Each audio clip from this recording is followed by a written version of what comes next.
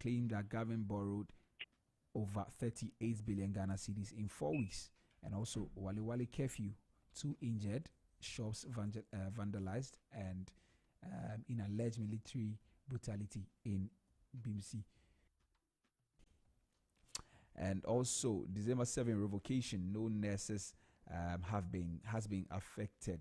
Ghana Registered Nurses and Midwives Association Assistant PRO says that.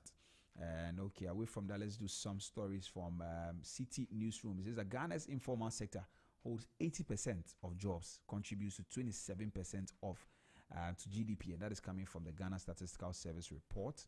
And also, historian backs calls for removal of Kotoke's name from Ghana's international airport. And obnoxious policies, bad economy made Nkrumah unpopular, and that is coming from the historian as well. And Galamsey, suspect arrested over attack on TFM journalist granted bail.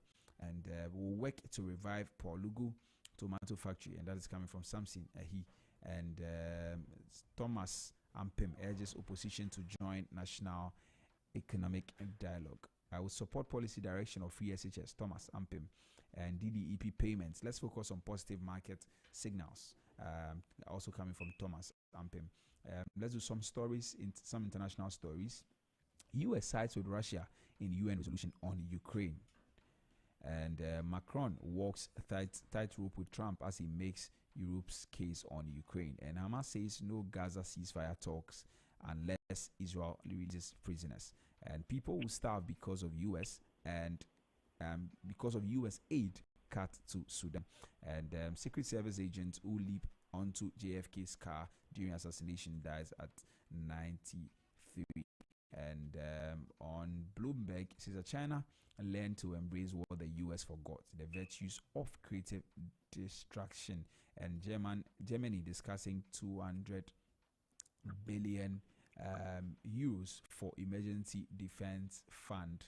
And US Secretary Blinken to talk tariffs with the Australian Treasurer. I think these are a few of the stories that we're going to talk about this morning. And joining me over the phone lines is Abel and Soliwin Amodiok, ready to help me break down some of these stories. Abel, good morning. How are you? Good morning, Ralph. I'm doing very well, and thank you for having me this morning. And a very good morning to our cherished listeners who have tuned in. Well, thank you very much for also making time every morning to join me here to break down the headlines. We're really grateful. My pleasure. Let's get into a few of the stories. And the very first one I would want us to start with this morning is on Zed Newsroom. Now, the finance minister has come to say that we are doing a comprehensive review of all contracts and payment requests to verify legitimacy. Now, this review, he said, is aimed at verifying the legitimacy of all the contracts and the payment requests. And so, there's been concerns. People have said that since he took office, they have paid some people, including Kennedy Japan, and he has come to say that we should disregard that particular lie. What are your thoughts, Abel? Okay, I think he has issued a disclaimer to those particular concerns. But I was even making the point that what is wrong if government is owing Kennedy Japan and the commitment of government that was made, arrangements have been made to pay him and is paid. That is given that if he was given a particular contract and there's evidence that the contract has been executed to its fullest potential, then why can't he be paid? Right. But the point must be emphasized that it is about good governance and accountability, transparency within the system. Contracts were awarded. For example, whose contract was even awarded earlier. Some people have had contracts with the Ministry of Finance for several years. They've not been paid. In fact, I'm told some contractors with the administration before Nana Akufo-Addo, that's the first John Mahama administration, have not been paid till today. So what was the process like? Right.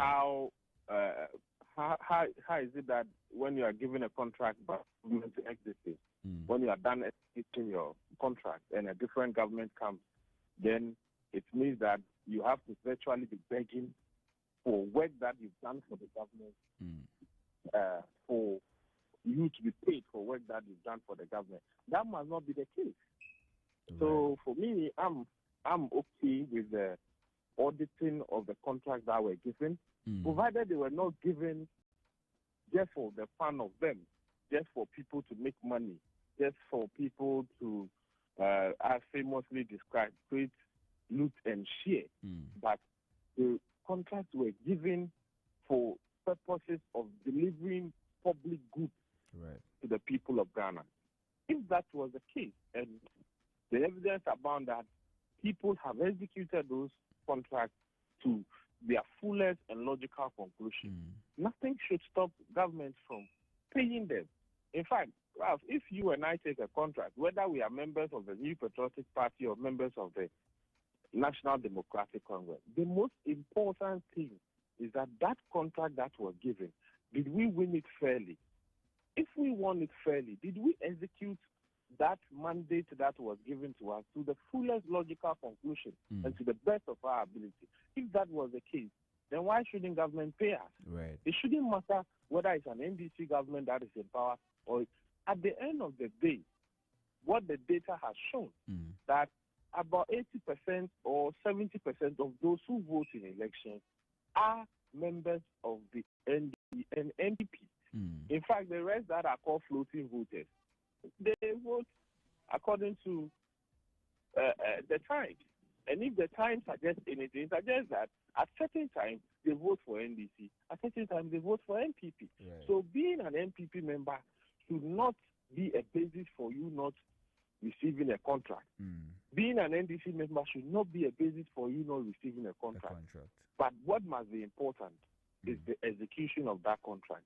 We don't want contracts for sale, like it happened some years ago that your colleagues, senior journalists uncovered, where people will take contracts and sublease them to other people to do, and then they will charge those people and think, no, contract must be won fairly executed, executed well, and those people paid.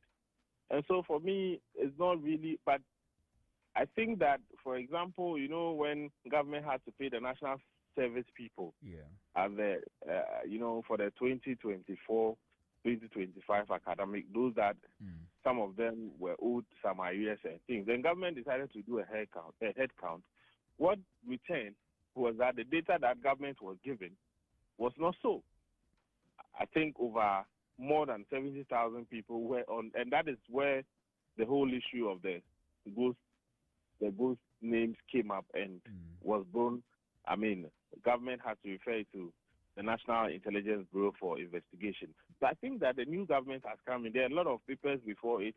A lot of people are coming and making demands. You will want to be sure. You will want to take your time. Right. You want to know what you are dealing with. And so auditing the contracts and trying to find out the numbers that are involved, what were they for, verify them. I think it's very good for our democracy because you need to verify what contracts are they. Have the people executed them, among other things? I think it's a fair point. Right. But that should not be because the people involved are political, exposed people or something. No, I don't think that should be the case. And no, whatever the outcome is. But are there been instances where certain contracts have not been, as it were, executed, but they've been paid? Has there been instances like that? Yes, but Ralph, you are aware, the famous Kwalugu Dam, multi-purpose dam, $12 million have been sunk into it. People have been to the site, no work done. If you remember the famous Gas Sky train project, right? About $2 million were paid for feasibility studies that was not done. And if you recall, I'm told recently some people were invited by the National Intelligence Bureau, and it was linked to issues like that. I think the former railway minister, Honorable Jogate, the distinguished Venerable Joe Gatti has been invited because at the time he was the sector minister. So there have been instances, in fact, Ralph, the famous again National Cathedral project. How much money has been sunk into it? We are told about $58 million have been sunk into it. What is the stage of the stage of completion of that project? You see, so those are the big ones. So you can imagine the small ones on the ways. There have been many instances in the history of this country. It doesn't have to do with only the past administration. You understand me? Yeah. No, but previous administration where projects have been given, some commitments have been made by government, and yet those projects were not completed. Sometimes, some projects have not also been completed because of change of government. So, for example, if you look at the cocoa sector roads that was started by Mahama with in his first administration, with a lot of the contracts given out, when the new administration took over, they said they were going to audit them and review them. Do you understand me? Some commitment had already been made by government. Do you understand? Because when you put somebody on the road, you must give the person something for the person to be able to move. So some commitments were made. The government reviewed them and came and said, what, and the project stalled. Now, the project stalling does not mean that the contractor can, because when you are signing a contract with a contractor, there are certain conditions that are put in there. Whoever terminates the contract, whoever, do you understand me, for which reason the contract delays, among others. If it is not the fault of the contractor, it means the more the project waits or stalls, the more the contractor's money is due, because that is not his fault. He's ready to execute his project. You are the one who is not ready. You understand me? Yeah. So it always depends on what the conditions in the contract stipulate and who is not in his or her side of the contract and what that means. So several instances. But now there have been 8 years of an administration of a particular party in power. The people of Ghana have voted overwhelmingly, emphatically, historically, never seen before, in an annihilation, in fact, a total annihilation of a political party. If this was a boxing fight, this is a punch that will say you will never return to the ring again. You understand me? That will be a punch that will say you will never return to the ring again. And so for that 8 years, whatever happened that the people of Ghana voted in such totality must be examined. You understand me? It must be examined, because if you don't take time, you will come and you will sit at the office and people will come to you and you make the same mistakes that the previous administration made. So for me, a review of the contract, look into them and all of that is very important. Those that are culpable, those that made certain decisions that the state lost, must be made to. That's why we now have a plea bargain as part of our laws. So there are some people, immediately they know that they've done wrong. You don't need to take them to court. Immediately it comes up, they themselves will offer to return the money. You understand me? Yeah. Where you realize some decisions were made and it was not in the interest of the country, you put it to them. Those that will plead or those that will bargain through a plea, with bargain, you deal with them. If they return some monies and the state thinks that it suffices enough, so because of that, it's okay, let's proceed. Or if the state say, no, you've returned some money, but we have to deal with you further, then that is fine. You understand? But I'm saying that we must not be the mistaken belief that because a new administration has taken over, things have gone into normal, then we must return to normal governance and leave everything. No. What the minister has decided to do is the best. Because you cannot sit in your office and know that contracts that the people are coming to your office and chasing for payments to be made, for certificates to be issued for them. Those contracts have been executed to their logical conclusion. Look at the Labas Road, for example, going through to Teshinungwa to all the way to Chama. That road was started for whatever reason. They said they expand it. A lot of parts of the road are in complete mess. The contract was on the road I think when the domestic debt exchange program took place, the contractor went off the road. Things not to be paid. How much was paid that contractor? How much is government owing the contractor? The delays that have been occasioned for more than 2 years or so, what is the case? Is it that of government to be blamed or that of the contractor? What commitments have been made? Do you understand me? Yeah. Is the contractor at fault or it is government that is at fault? If it is government that is at fault, we can hold that key individual. Who is that key individual? Do you understand me? For 2 years, what has government lost? So, but you see, a new administration, this contractor will go to the minister and we want to raise some certificate and we want some payment to be done. Right. The minister must find himself whether some of what is on the ground can respond with what is supposed to make payment. And if not, you'll be in hot waters. And the way His Excellency John Dramani Mahama is moving, if you are a minister and you don't take time, within the next 2 weeks, you'll be asked to excuse yourself. You'll be asked to excuse yourself, and it will be dangerous for you.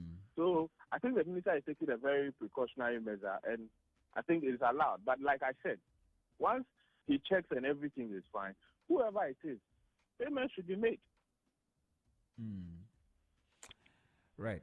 Abel, we'll leave that particular matter now and move on. Now, yesterday, I think we started a conversation around the education forum, National Education Forum, where it was said that we should look at other sources of funding. And government, on the story, a story on My Joy Online says that government should not entirely fund education. And that is coming from some of the stakeholders at the National Education Forum. And I just want to read a part of that story, and then I hear your comments on that. So stakeholders at the Greater Accra and Eastern Regional zonal sessions of the National Education Forum have recommended other sources of funding education other than the over-reliance on the government. They said the current model of public education funding, especially at the pre-tertiary level, was unsustainable, compromised quality, and further made it difficult for government to equitably allocate its already stretched resources to other equally critical sectors. The stakeholders were of the view that the government's funding for education should be channeled exclusively into tuition, payment of salary, and infrastructure development, while parents pay for school uniforms, feeding, examination fees, and other necessities. Abel, let me hear your thoughts on that. Oh no, I think that we've gone very far to return to that. We've gone very far to return to that, where parents have to be paying for uniforms. And no. We've come to a conclusion on this particular matter that whatever key components parents must be responsible for, they must be responsible for. But government working with private sector, because don't forget, there's private sector participation in education. Right. Okay. So the private sector participation in higher education is the provision of some supplies. Government subcontracts some of the supplies to private sector, like uniforms, among other things, and they produce, like textbooks, among other things. That must be there. Of course, the issue of sustainability of education, basic level, senior high school level. That is why the three SHS, there are conversations about its review, because of concerns about sustainability going into the future. But what will go into the review then, if you are saying that we've gone past the payment of school uniforms, feeding, examination fees, and other necessities by parents? You say, what do I mean by we've gone past there? I agree with you when you say we've gone past there. But then I'm asking, what will go into the review? Yeah, so that's what I'm saying. That so the question is whether government has resources as time goes on to continue to provide those things. Do you understand that? Yeah. And I'm saying that if that is the conversation, we must be exploring alternative means of funding education. How can we make the funding of our education sustainable? How can government continue to provide some of these basic necessities? In fact, look, there was a time government had to include the provision of sandals. It means a lot. Some communities, parents cannot afford sandals for their kids. Right. So if you go and say that parents, it is different from Accra, Kumasi, Takoradi, and things in the urban areas where parents are stable and things and can do some of these things. You cannot use that holistically to measure the entire country. Inequality across the country is real. Right. Okay, the inequalities are very real, Ralph. And people think that when we talk about uniforms, sandals, and in fact feeding, they think that it is a luxury or something that parents can afford, or it is so cheap. Look, it is not a luxury. That's true. It is not also cheap. Parents, a lot of parents are country that can simply not afford those things. So in this National Education Forum, yes, we want government some stress, but the difficult job that the stakeholders have, that we've given to the stakeholders, is to find alternative means that government can fund education. Look, if you want to include parents in some aspect of it, fine, but don't go back to the era that we saw kids in tattered clothes. We saw kids walk barefooted to school because their parents could not afford. That is the point I'm saying, that we've long passed that area. Right. We've long passed that particular instance. So if government is having challenges to support basic education, we should be looking at alternative means. Those, in fact, a lot of people at the basic level over public schools. So when you go to public schools, aside, there are some public schools that historically have made names. For that, there are a lot of parents competing for those few public schools at the basic level. But a lot of the basic schools are attended by middle class, average Ghanaian parents who cannot afford private schools for their kids, and they've decided to put their kids there. Senior, if you go and say they should pay for uniforms, they should start buying their own sandals, they should start doing what among other things, you are going to cause a real big mess in the system. That's why I said, when government cannot afford, government should state it. Let's see how we can adjust the system. There are means to adjust the system to accommodate certain changes and things. Let's do it. But let's not go and bring that whole conversation back. I think we've moved and stakeholders must focus. If some of them, those are the things they went there to discuss, they've lost focus. They shouldn't go there at all. No. They shouldn't go there. They must come back to the table and stay focused on some of the issues. We are talking about sustainable funding for senior high school, for example. Government is making a commitment to maybe earmark some funds and say this particular funding is for senior high school. The same thing should be done at the basic level. Earmark some funding. Where is it going to come from? If we think that we want to make it better, and government has shown commitment, and we trust the commitment that government has shown, then parents and stakeholders must also take the responsibility and say, okay, government, add this tax to it. We'll pay. You understand me? Yeah. Yes. Add this particular tax to our tax burden. Citizens of Ghana are willing to pay because you've shown commitment, you've shown transparency, you've shown accountability. And so we trust you. So we are willing to give you more so that you can support our education. That's fine. Look, we have various funding. That fund is complaining that things are getting tough. It's not. So another alternative funding somewhere and speak to Ghanaians. If Ghanaians feel that you are right, they share in the same commitment and vision that you are proposing, and that it is a laudable idea, why not? Let all of us come on board. But to go back and say that uniform should be bought by parents and say, all right, the parents are struggling. A lot of parents are struggling. They are not seeing top. And then that is the best suggestion you can bring. No. All right, Abel. Hello, Abel. Yes, I can hear you. Right. So we'll have that we'll probably continue the conversation tomorrow. because of time. There's one other issue I'd wanted us to talk about. The NEIP staff were suspended, and I don't know whether it is something right to do. We'll have a conversation on that tomorrow morning if that helps. But thank you very much for joining me this morning here on the Business Breakfast on Zed. I'm grateful. Right, it's exactly 7 a.m. and now time for business news here on the Business Breakfast on Zed with Samuela Entry. Please stay tuned.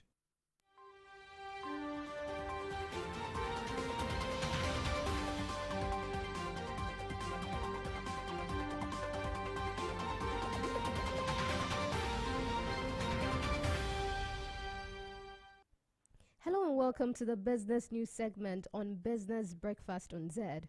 Coming up, stakeholder collaboration needed to resolve power sector challenges, Energy Minister tells IPPS.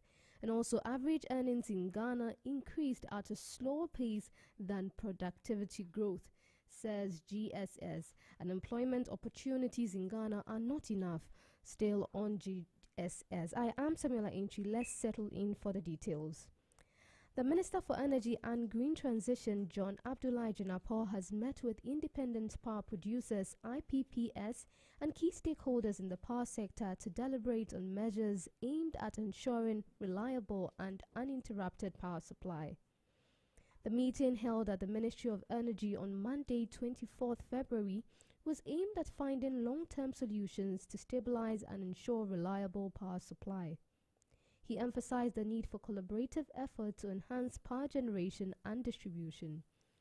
Present at the meeting were representatives from IPPS, the Electricity Company of Ghana, ECG, the Ghana Grid Company, GridCo, and power generation companies to assess the current challenges in the sector. The meeting focused on issues such as fuel supply constraint, financial sustainability of power producers, and infrastructure maintenance. Stakeholders also explored strategies to improve efficiency and prevent prolonged outages. Mr. Jinapor reaffirmed the government's commitment to working closely with industry players to resolve the crisis. The meeting concluded with an agreement to implement immediate measures to mitigate any power disruptions while working on long-term reforms. The minister assured the public that regular updates would be provided as effort to resolve the power supply challenges progress. Moving on, the Ghana Statistical Service, GSS first edition of the National Report on Productivity, Employment and Growth has revealed that average earnings in Ghana increased at a slower pace than productivity growth. The report also showed that subsectors of the economy with the highest earnings growth relative to productivity include utilities, construction, and tourism. Earnings growth has been slower relative to productivity in the more informal sector, such as household agriculture and trade and repair services, it said. The report looked at statistics on labor and total productivity trends from 1991 to 2022. Speaking at the launch of the report, the government statistician Professor Samuel Kobnainim stated, "We are gathered here in pursuance of the new focus that we have adopted as a service. And this new focus has to do with not presenting statistical outputs, but presenting statistics in a manner that is policy relevant. What we are doing today is focusing on three key areas: productivity, employment, and economic growth." The report indicates that Ghana has achieved a moderate level of labor productivity growth, with accelerated growth between 2010 and 2016 following the beginning of the extraction of oil. The country recorded annual labor productivity that is higher than the average for lower middle income countries, but lower than that of a higher middle income country. However, the overall impact on total productivity has been limited as growth has been concentrated in a few sectors such as mining rather than spreading across the broader economy. A closer look at sectoral trends reveals significant variations. While productivity has increased in areas such as household, agriculture, and trade, these sectors have also seen job losses as workers move into lower productivity roles in construction and urban services.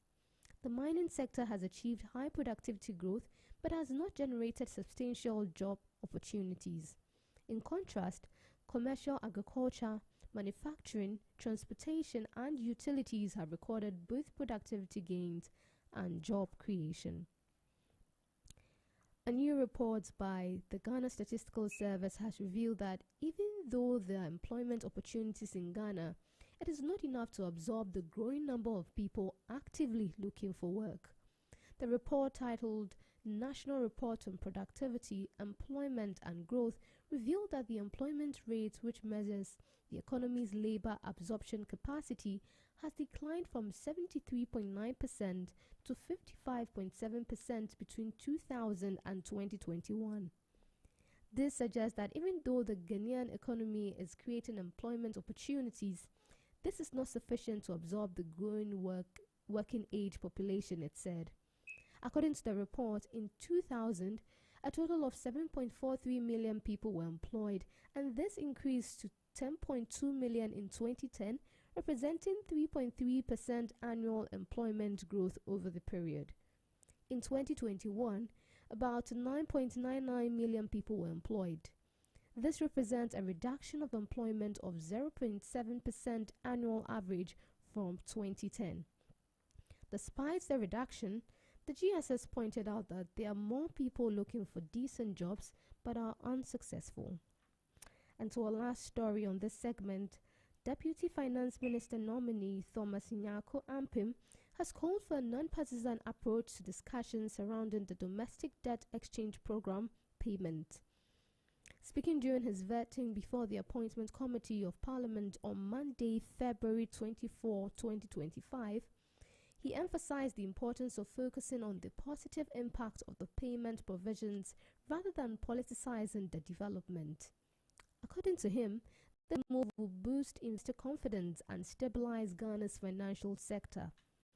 Ampim further noted that the timely fulfillment of DEP payment will enhance market trust in Ghana's economic recovery efforts. The Ministry of Finance has fulfilled the payment in cash coupon of 6.081 billion Ghana cedis to all DDEP bondholders as of February 17, 2025. Additionally, the payment in kind portion of 3.46 billion Ghana cedis has been deposited into bondholder securities account in accordance with the DDEP memorandum. The Mahama administration has also started a build-up of the debt service recovery CD account sinking fund with a payment of 9.7 billion Ghana cedis as a buffer for the 5th domestic debt exchange program coupon due in July and August 2025. That'll be all for the business segment here on Business Breakfast on Zed. We'll take a recap of our headlines. Stakeholder collaboration needed to resolve power sector challenges, Energy Minister tells IPPS. Also, average earnings in Ghana increased at a slower pace than productivity growth, says GSS. And employment opportunities in Ghana not enough. This is by the Ghana Statistical Service. That's all for business segment on Business Breakfast on Zed. You can visit www.zmultimedia.com for more. You can also follow us on all our social media platforms, ZFMGH on Instagram, Facebook and X, and Z Multimedia on TikTok and YouTube. I am Samuela Inchi. Thanks for listening. Up next is Sports Flash with Lukeman Evergreen Moomin. Stay tuned. It's your lifestyle, leisure, and business radio. In the heart of Accra, nestled in the vibrant neighborhood of East Legon, a new beacon, a 360 multimedia firm has emerged. Introducing Zed Multimedia. With steadfast focus on lifestyle, leisure, and business, we set out to bring high-value oriented programs that captivate the taste and desires of our audience. From the captivating airwaves of Z 101.9 FM to the dynamic visuals of Z TV and the innovative realms of Z Digital and the incubation of advanced technological knowledge at Z Tech, every facet of modern media is meticulously curated to engage and inspire. Also, let's not forget the new Finder newspaper, now under the Z Zed Multimedia umbrella, delivering insightful journalism with a business focus. Join us on the journey where innovation meets inspiration, where lifestyle meets leisure, and where business thrives. Change is here. Zed Multimedia, your lifestyle,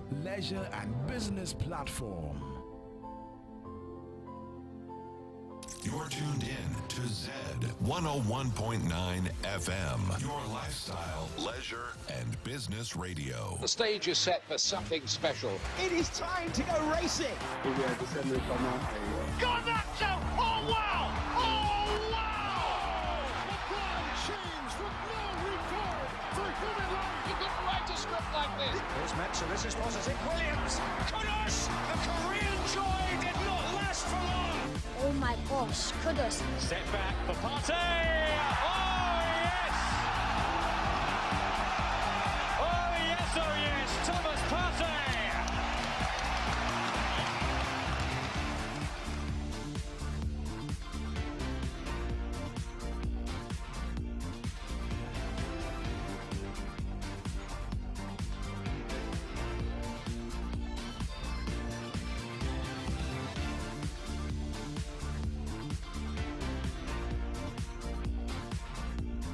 Hello, good morning. Hello, good morning. It's time for Sports Flash on Business Breakfast on Zed. My name is Lukman Evergreen Moment. And of course, the English Premier League continues this evening in a lineup of midweek games. And the biggest game in Turkey ended in a goalless draw. Meanwhile, the new technical director of the Ghana Football Association has finally landed in the country. Unfortunately, the game between the Black Queens and Raja Athletic Club's women's team could not come on. We have these as well as some NBA results for you this morning. Well, we begin with the in the camp of the Ghana Football Association, and Keto Kreku, the president of the federation and vice chairman of the Black Stars Management Committee, Stephen Appiah, have visited injured defender Alidu Seidu. The Stade Rennais defender has been ruled out for the rest of the season after suffering an ACL injury. Winfred Schaefer, the newly appointed technical director of the senior national team, the Black Stars, has arrived in Ghana as preparations intensify for the 2026 FIFA World Cup qualifiers. The experienced German coach who led Cameroon to victory in the 2002 Africa Cup of Nations touched down in the West African nation on Monday evening. He was welcomed by assistant coach of the Black Stars, Desmond Offer. Meanwhile, the international friendly between the Ghana's Black Queens and Raja Casablanca Athletic Women has been called off. The women's national team were scheduled to play the North Africans on Monday. However, in a short notice presented by the FA, they said that reasons beyond their control led to the calling off of that game. Now to Ghanaian players abroad, and Alexander Jiku made a return to action for Fenerbahce after recovering from his muscle injury. The centre-back has been out of action for his team since February 5th when he picked up a muscle injury during the Turkish Cup clash against Erzurumspor. Since the setback, Alexander Jiku has missed 4 games for Fenerbahce in all competitions. However, on Monday evening, he starred for the club in their 0-0 draw with Galatasaray in the Turkish Super League.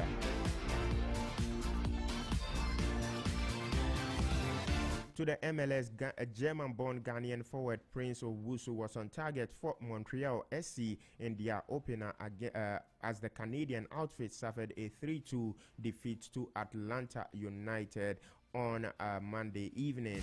Now, Newcastle United are preparing a bid for Ghanaian striker Antoine Semenyo in the summer transfer window.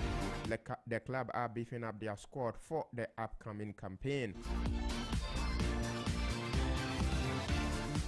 Well, Jose Mourinho is in trouble in Turkey. Now, Galatasaray say they would initiate criminal proceedings against Fenerbahce manager Jose Mourinho after claiming he made racist statements following the team's 0-0 draw on Monday. It was unclear which statements Galatasaray were referring to. However, speaking in the news conference after the Istanbul derby, Mourinho said the home bench had been jumping like monkeys and also repeated his criticism of Turkish referees, saying it would have been a disaster to use an official from the country.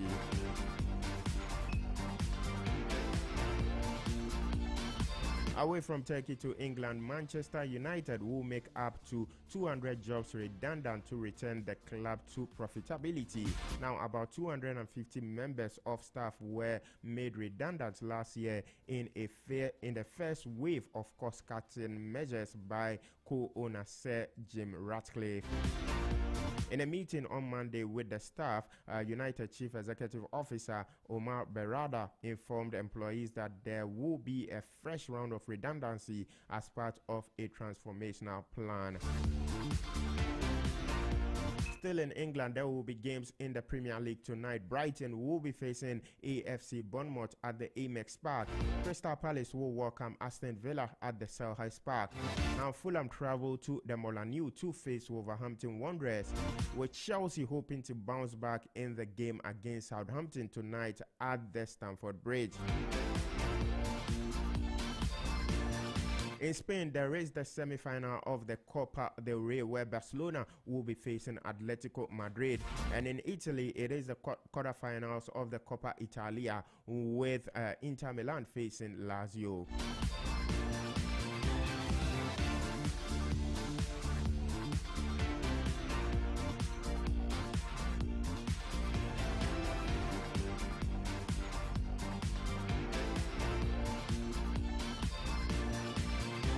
Now to Chelsea manager Enzo Maresca says he's not concerned by Cole Palmer's form or body language. The Italian manager addressed the issue of the England internationals deep in form amid Chelsea's run of 2 wins in 2 matches in all competition. He will be hoping the striker or the attacker finds his form tonight against Southampton in the Premier League. And in Italy, Fiorentina striker Moise Kean has been discharged from hospital following tests after he collapsed on the pitch on Sunday. The Italy forward suffered a head injury during his side's 1-0 defeat at Hellas Verona. Kean played on for 6 minutes after colliding with the knee of defender Paolo Dawidowski in that match. Away from football to some boxing news. IBF heavyweight champion Daniel Dubois remains on track for a rematch against Alexander Usyk, insists his promoter Frank Warren. The 27-year-old Briton was forced to withdraw from his world title defense against New Zealand's Joseph Parker in Saudi Arabia on Saturday because of illness, but a unification bout against Usyk, the WBO, WBA, and WBO title holder, is still a strong possibility, according to Warren. Now to results from the NBA games that were played last night, and the Philadelphia 76ers lost to the Chicago Bulls by 142-110. Now the Detroit Pistons were winners over the LA Clippers. The Washington Wizards defeated the Brooklyn Nets 107-99. The Denver Nuggets recovered from their defeat to LA Lakers to beat the Indiana Pacers 125-116. The Atlanta Hawks were also winners over the Miami Heat. The Oklahoma City Thunders lost narrowly to the Minnesota Timberwolves. And the Utah Jazz were also losers to the Portland Trail Blazers, with the Sacramento Kings thumping the Charlotte Hornets 130-88. That will be all for sports this morning. My name is Lukman Evergreen Moment. Business Breakfast on Zed continues with Nitrebi Hammond.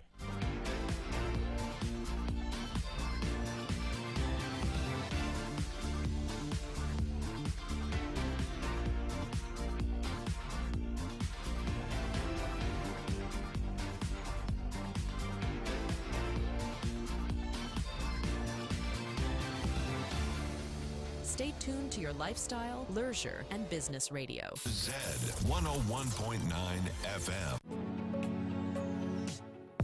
Dream Home. No interest for 2 years. Are you ready to step into your dream home? With Lakeside Estate's exclusive offer, you can own your own home in just 2 years with no interest repayment. This offers you affordable payments, flexible home purchase plan, quality homes, and lifestyle choice. Choose from a variety of beautiful homes in any of Lakeside Hills clusters. Your future awaits you.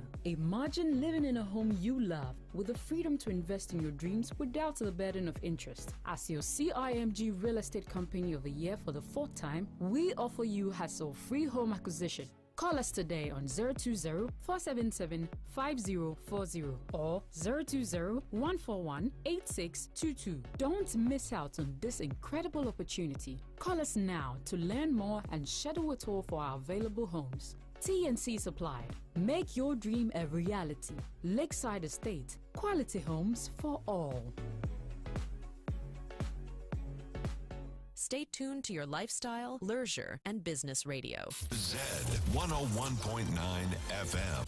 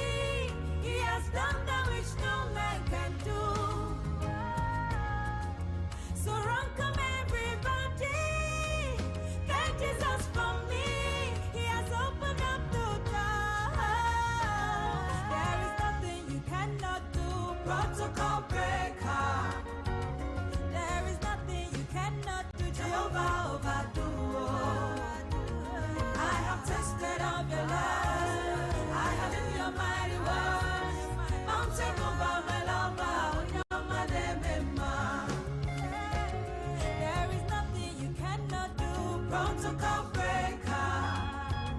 There is nothing you cannot do, Jehovah overdo.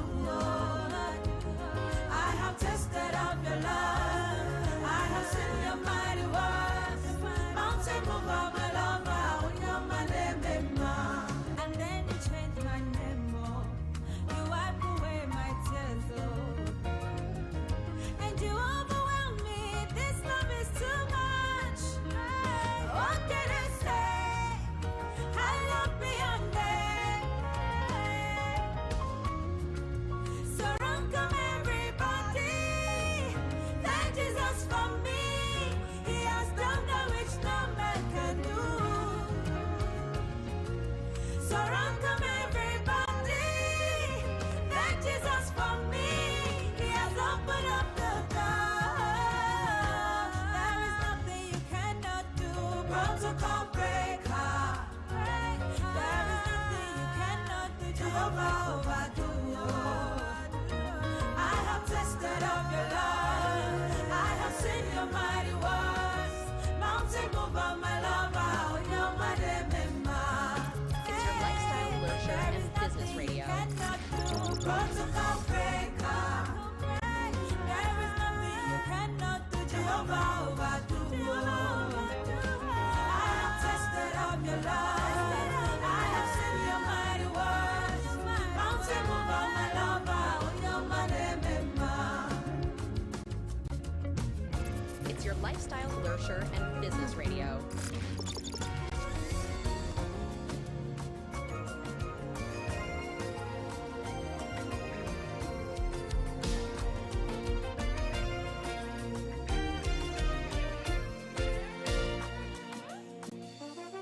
Brave boys that comes the storm.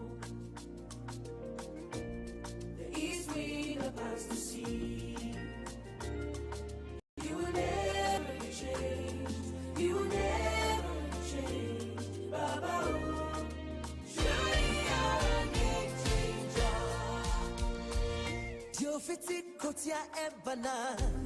Yetini kawe fiemu. Nyoka ebemo. Yoshensua ejina. The one and only true God. The great water that carries the bridge. The one who opens the door. And no man dares shut it. Oh, yami benyo, yami benyo. Oh, yami benyo, yami benyo. Oh, yami benyo, yami benyo. Oh, yami benyo, yami benyo. 101.9 FM. Diofiti kotia ebana. Yetini kawe fiemu. Nyoka ebemo. Yoshensua ejina. The one and only true God, the great water that carries the bridge, the one who opens my door and no man dares shut it. Hey, oh yami benyo, yami benyo, You're a game changer. oh yami benyo, yami benyo, You're a game changer. ah yami benyo, You're a game changer.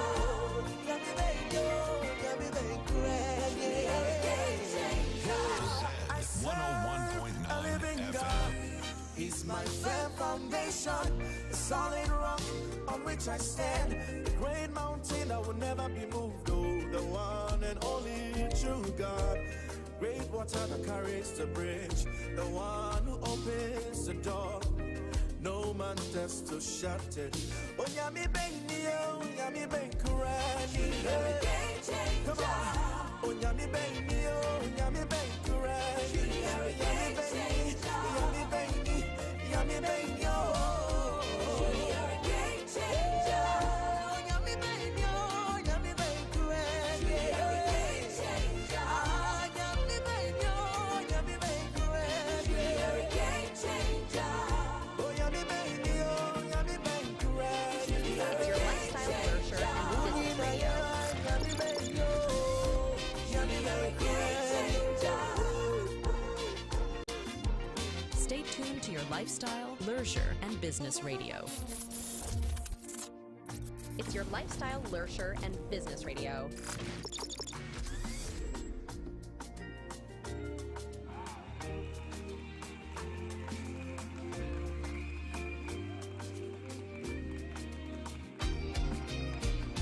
Well, thank you very much for staying with us here on the Business Breakfast on Zed. Earlier, you heard there's Samuela Inchi with the business news, and also Lukman Evergreen Mumin with the sports flash. Now, time for us to get into business brief this morning. And today, I'm going to talk to you about cryptocurrency. Cryptocurrency. Is it a future of finance, or is it just a passing fad or a trend? Stay tuned.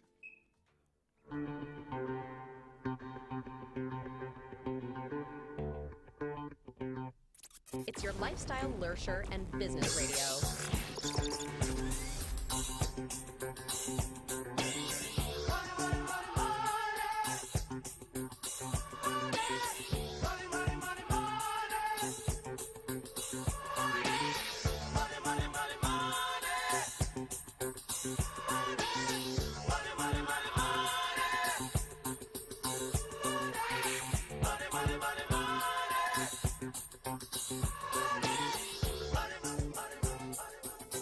Well, thank you very much for one more time staying with us here on the Business Breakfast on Z 101.9 FM with me, Nee Trebi Hammond. Now, this morning, as I indicated, I'm talking to you about cryptocurrency.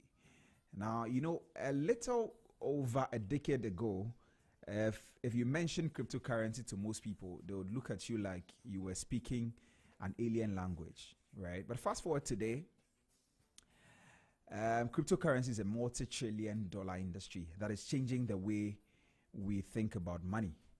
But here's a big question. Is cryptocurrency truly the future of finance, or it is a billion-dollar industry that is changing the way we think about money? But here's a big question. Is cryptocurrency truly the future of finance, or is it just another passing fad?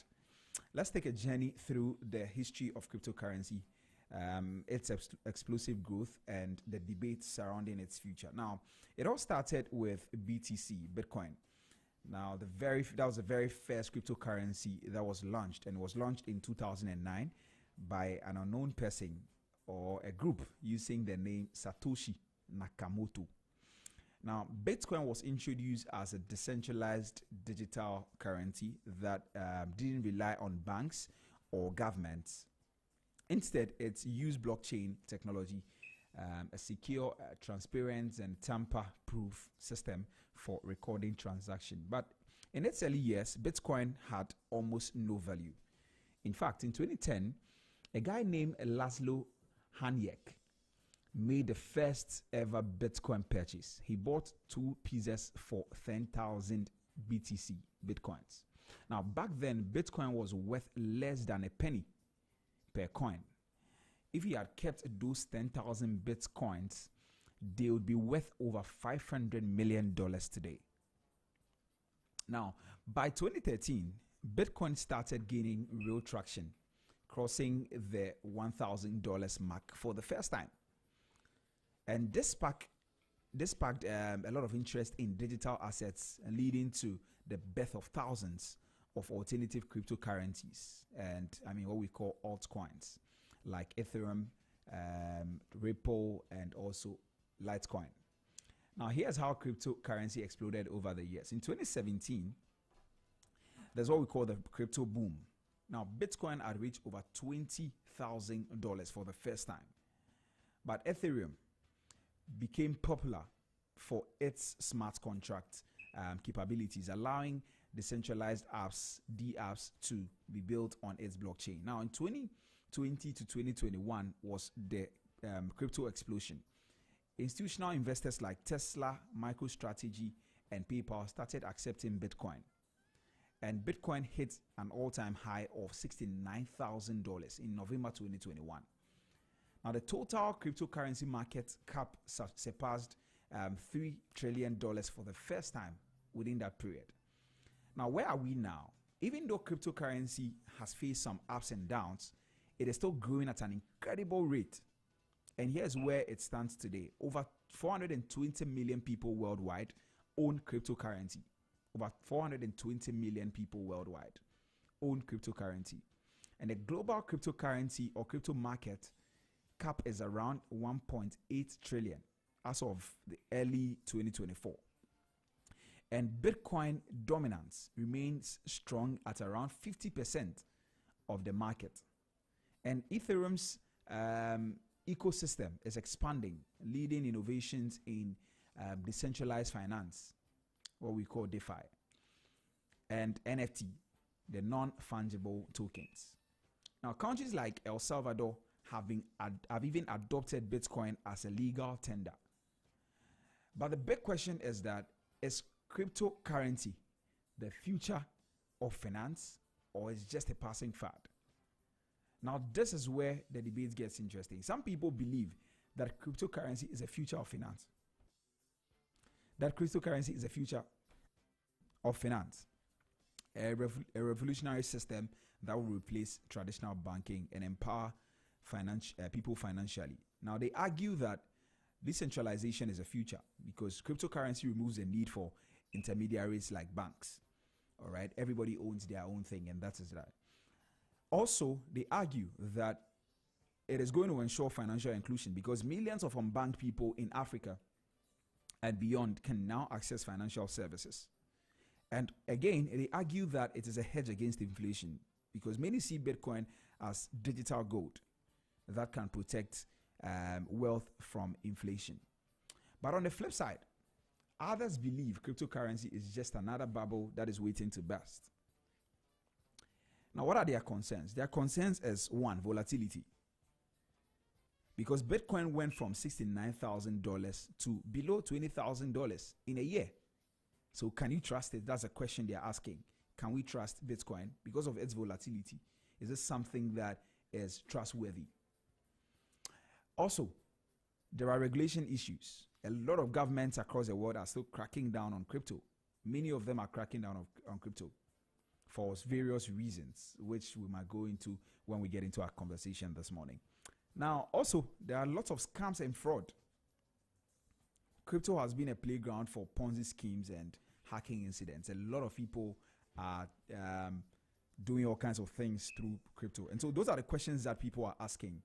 Even though it's a hedge against inflation, even though it will ensure financial inclusion, even though decentralization is the future, can we just oppose it against the volatility, the regulation issues, then the scams and fraud? So where do you stand? Is cryptocurrency the next evolution of money?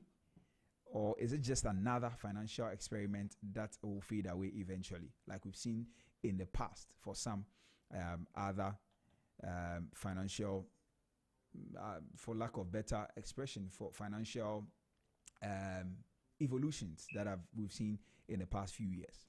So that is what we're going to talk about when we get into our conversation this morning on the roundtable discussion. And today I'm going to be joined by two gentlemen who are all crypto enthusiasts or crypto experts, and they're going to help us understand the basics of crypto and also whether it is indeed a future and what Ghana should be doing about it. So you may want to stay and let's get into that conversation and at exactly 8:35. But up next is Transport Today, and Solomon Tetenati will be joining me for that. We're going to give you all the traffic updates, the traffic situation in town and also the flight schedules for today. Please stay tuned. This is the pre-boarding announcement for flight 3728. Ignition sequence start. 6, 5, 4, 3, 2, 1, 0. All engines running. Liftoff. We have a liftoff.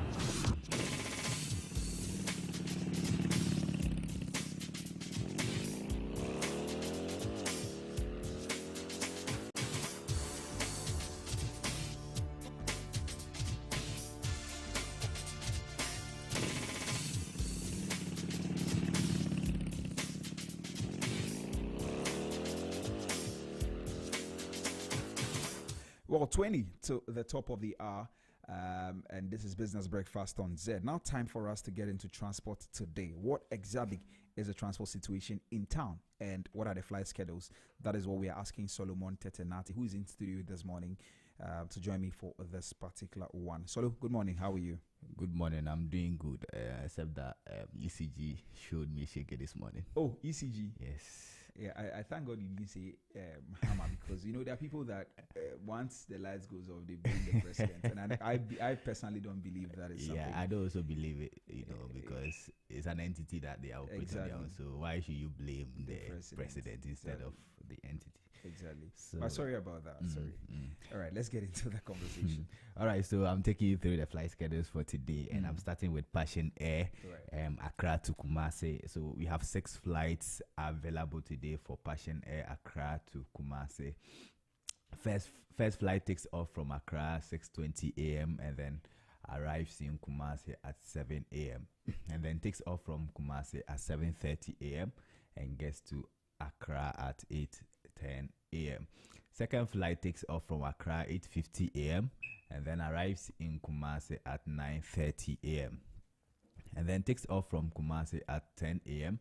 and gets to Accra at 10:40 a.m. Right. And then the third flight takes off from Accra 11:20 a.m.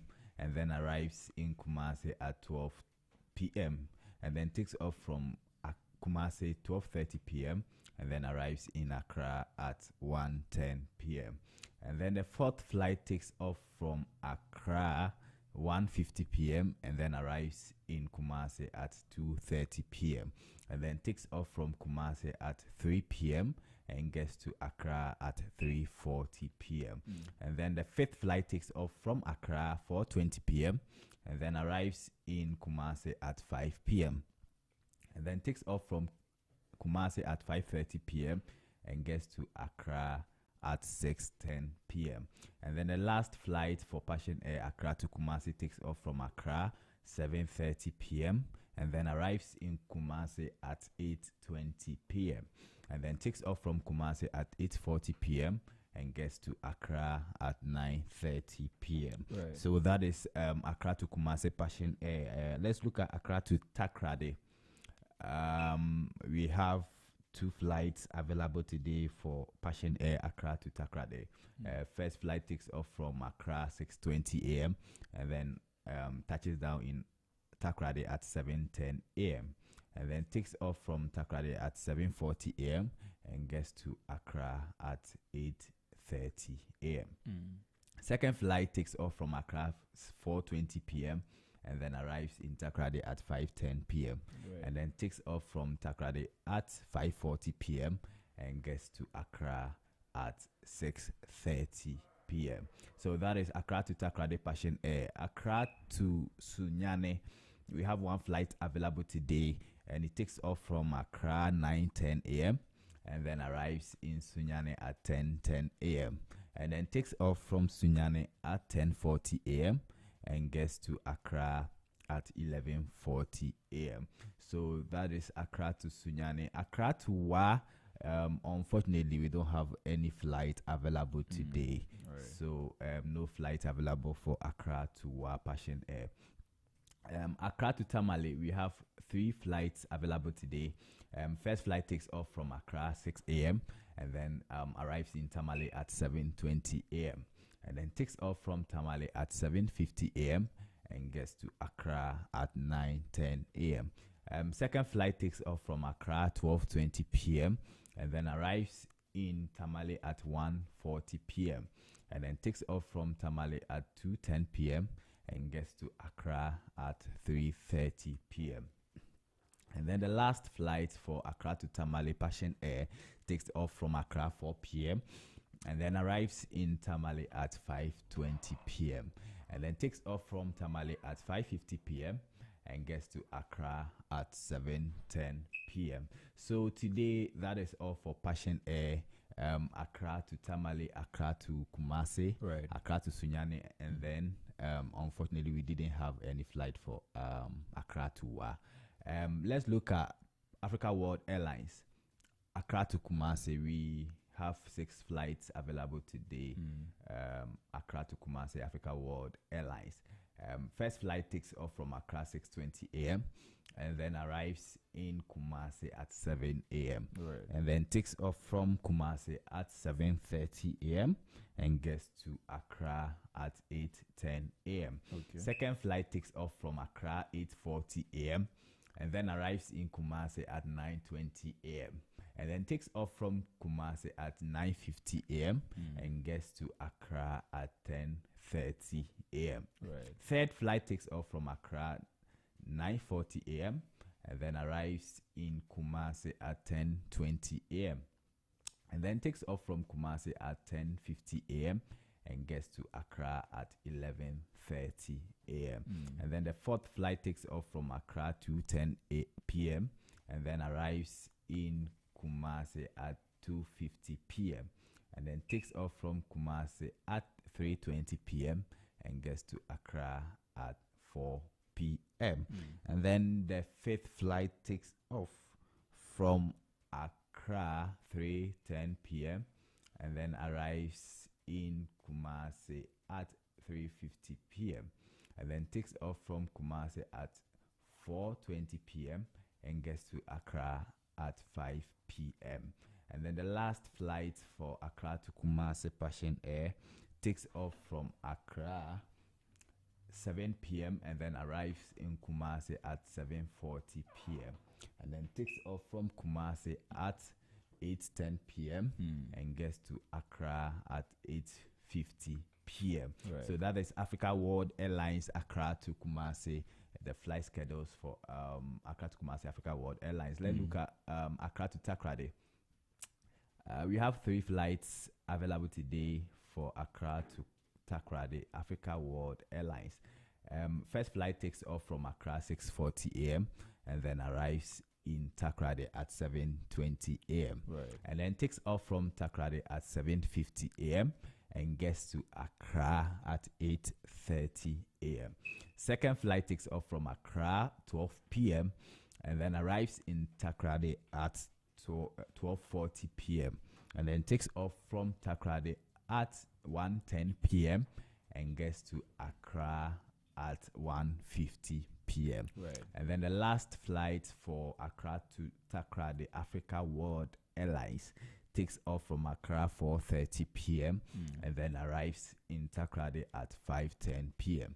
and then takes off from Takoradi at 5:40 p.m.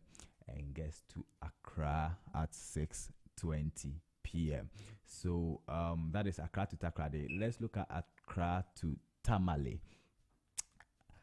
Africa World Airlines, Right. Accra to Tamale. We have 4 flights available today. First flight takes off from Accra 6:30 a.m. and then arrives in Tamale at 7:30 a.m. and then takes off from Tamale at 8 a.m. and gets to Accra at 9 a.m. And second flight takes off from Accra 9:30 a.m. and then arrives in Tamale at 10:30 a.m. and then takes off from Tamale at 11 a.m. and gets to Accra at 12 p.m. And then the third flight takes off from Accra 12:30 p.m. and then arrives in Tamale at 1:30 p.m. and then takes off from Tamale at 2 p.m.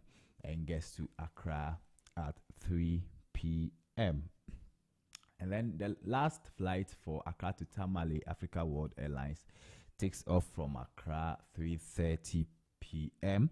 and then arrives in Tamale at 4:30 p.m. and then takes off from Tamale at 5 p.m. and then gets to Accra at 6 p.m. So that's all for the flight schedules for today. Let's look at the traffic situation in town today. Let's look at the motorway. When you look at the motorway, right from the motorway police station to Manette taxi station or Manette motorway taxi station, there's massive traffic over there. And then when you pass there and you get to where the Action Chapel is, right from that place to Accra Mall to there's a lot of rest spots over there that we should take note of. When you are using Baoleshi, you know the Lagos Avenue. Yes, right from Lagos Avenue, joining the Shiashi Road or the main road at Shiashi, there's also massive traffic over there at the moment that we need to take note of. So if you are using the Baoleshi Road, maybe you might like to use Opongolo and then join the main road at Opongolo or UG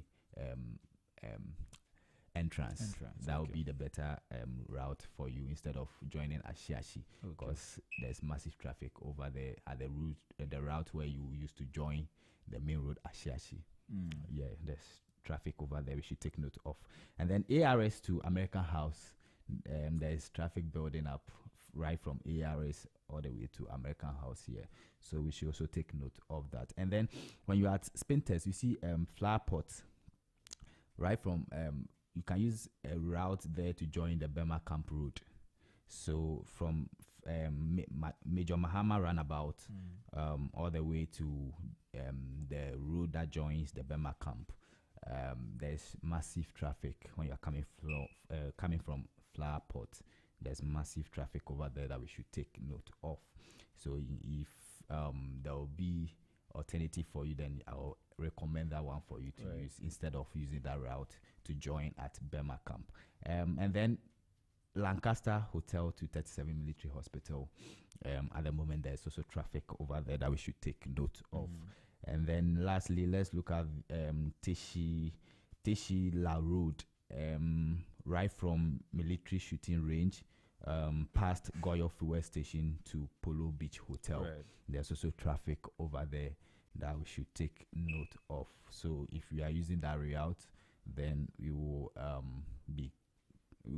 be aware of it, that there is traffic on the route over there. So that is the traffic situation in town as I speak. United Airlines has requested the Department of Transportation to provide it with certain flexibility regarding its flight to South Africa. So the carrier knows that it has asked for something that Delta Airlines had previously filed for. So it's something that Delta Airlines has also filed for, that they need or Department of Transportation should provide certain flexibility regarding their flights to South Africa. So United Airlines requested the Department of Transportation to grant its flexibility to use one frequency on the Newark Liberty International Airport to Johannesburg Tambo International Airport, so that they will get more frequencies to this airport. The reason why they are filing for this flexibility is that their passengers' demand has increased. So due to the increase in demand, they also ask for this flexibility so that they can, service or provide service for their customers. So that is the reason why they are filing for this flexibility. The Department of Transportation should provide some kind of flexibility to their route concerning coming to South Africa, that is Johannesburg Tambo International Airport. So that is what is trending in the aviation sector, and that is all for transport today. Solo, thank you very much for coming this morning and for giving us all the updates. We're grateful. That is Solomon. That was Solomon Tote Nati who brought us the transport today, this morning here on the Business Breakfast on Zed. Now, we're going to get into market trends, and this morning we're talking about T-bill, the T-bill market, Treasury bill market, what it has been and what it is now, and whether it's a good place to put your money. So please stay tuned. We're going to take a quick music break. When we return, Emmanuel Boateng, our economic analyst, will help me to have that particular conversation. Stay tuned.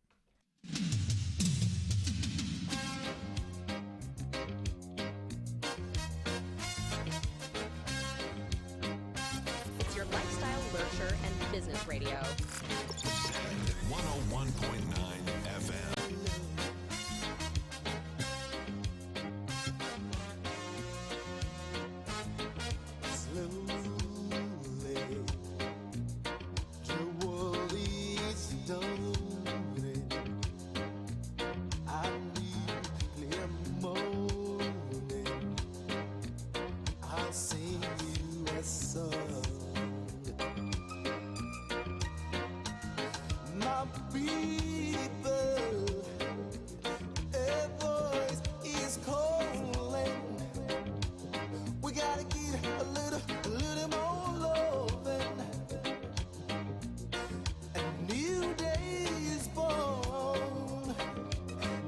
Get up,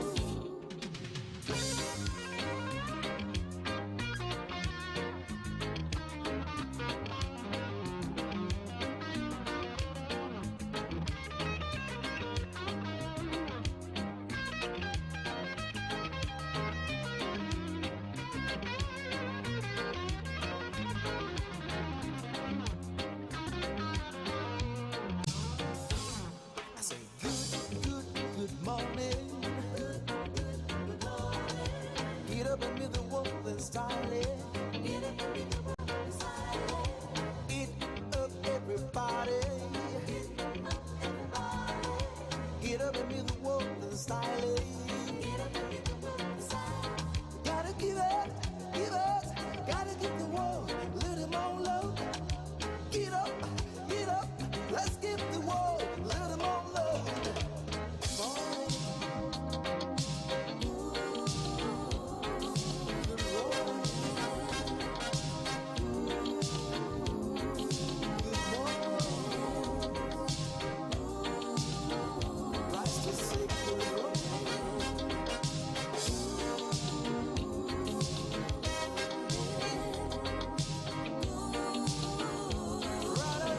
It's your lifestyle, leisure, and business radio. Zed 101.9 FM.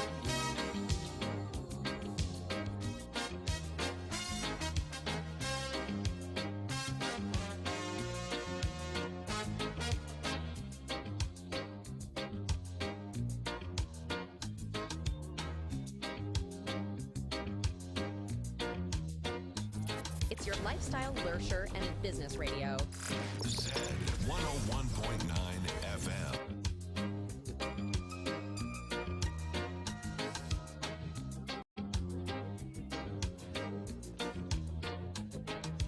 Zed 101.9 FM.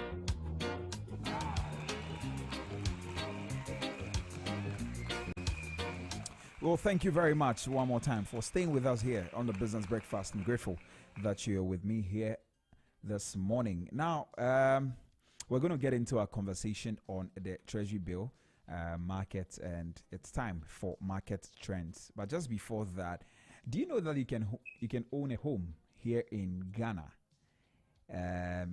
with no interest? Do you know that? Yeah. Lakeside Estates offers you some exclusive offer, gives you an exclusive offer to own a home that you can in just 2 years with no interest repayment, and that offers you affordable payments plan, also a flexible home purchase plan, quality homes and lifestyle choices, and you have the opportunity to choose from a variety of beautiful homes in the Lakeside Hills clusters. And imagine living in a home you love with the freedom to invest in your dream without the burden of interest. So if you're ready to step into your dream home, then you need to contact Lakeside Hills clusters. And they are the CIMG Real Estate Company of the Year. And they've been winning this for for 4 consecutive years.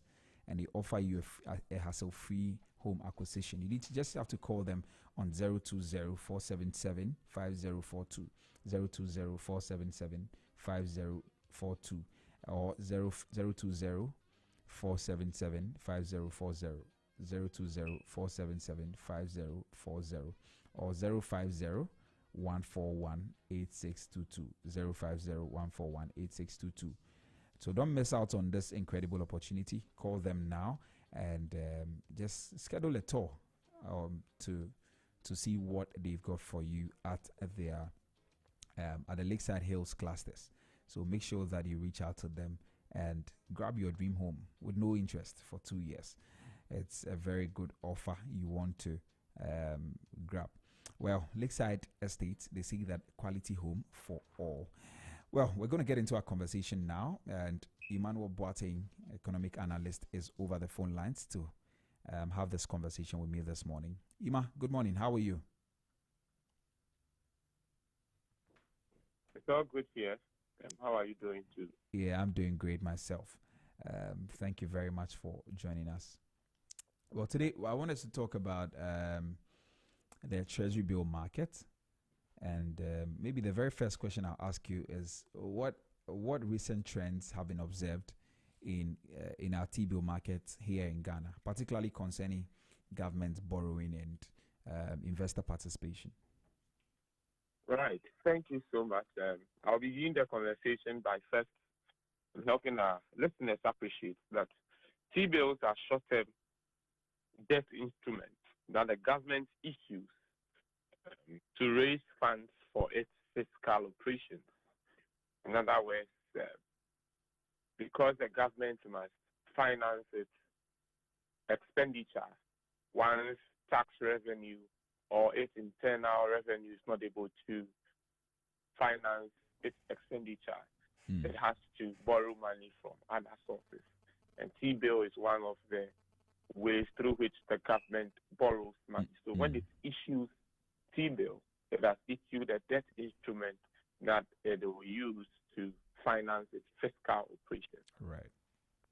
T-bills are generally considered as risk-free instruments since they are backed by the full faith of the government, making them highly attractive to individuals, institutions, and foreign investors who seek stable returns. Over the past year in Ghana, our T-bill market has generally garnered significant attention due to record high subscriptions and shifting government borrowing strategies. This high-level activity can be traced back to the domestic debt exchange program introduced somewhere in 2023, which saw the government restructure its long-term bonds to ease its debt burden. You know, the government also borrowed from the bond market or issued some bonds, and when it was struggling to pay off its bonds, the government reached the stage where it defaulted on paying its bondholders. And one of the things that the government did at the time was to restructure its debt. I must say that the T-bill was not restructured. It was the bond that was restructured in order to ease the burden on the government. So the DDEP led to some reduced confidence in long-term securities, prompting investors to move their funds from the bond market into short-term investments like T-bills, which were exempted from the restructuring, as I noted earlier.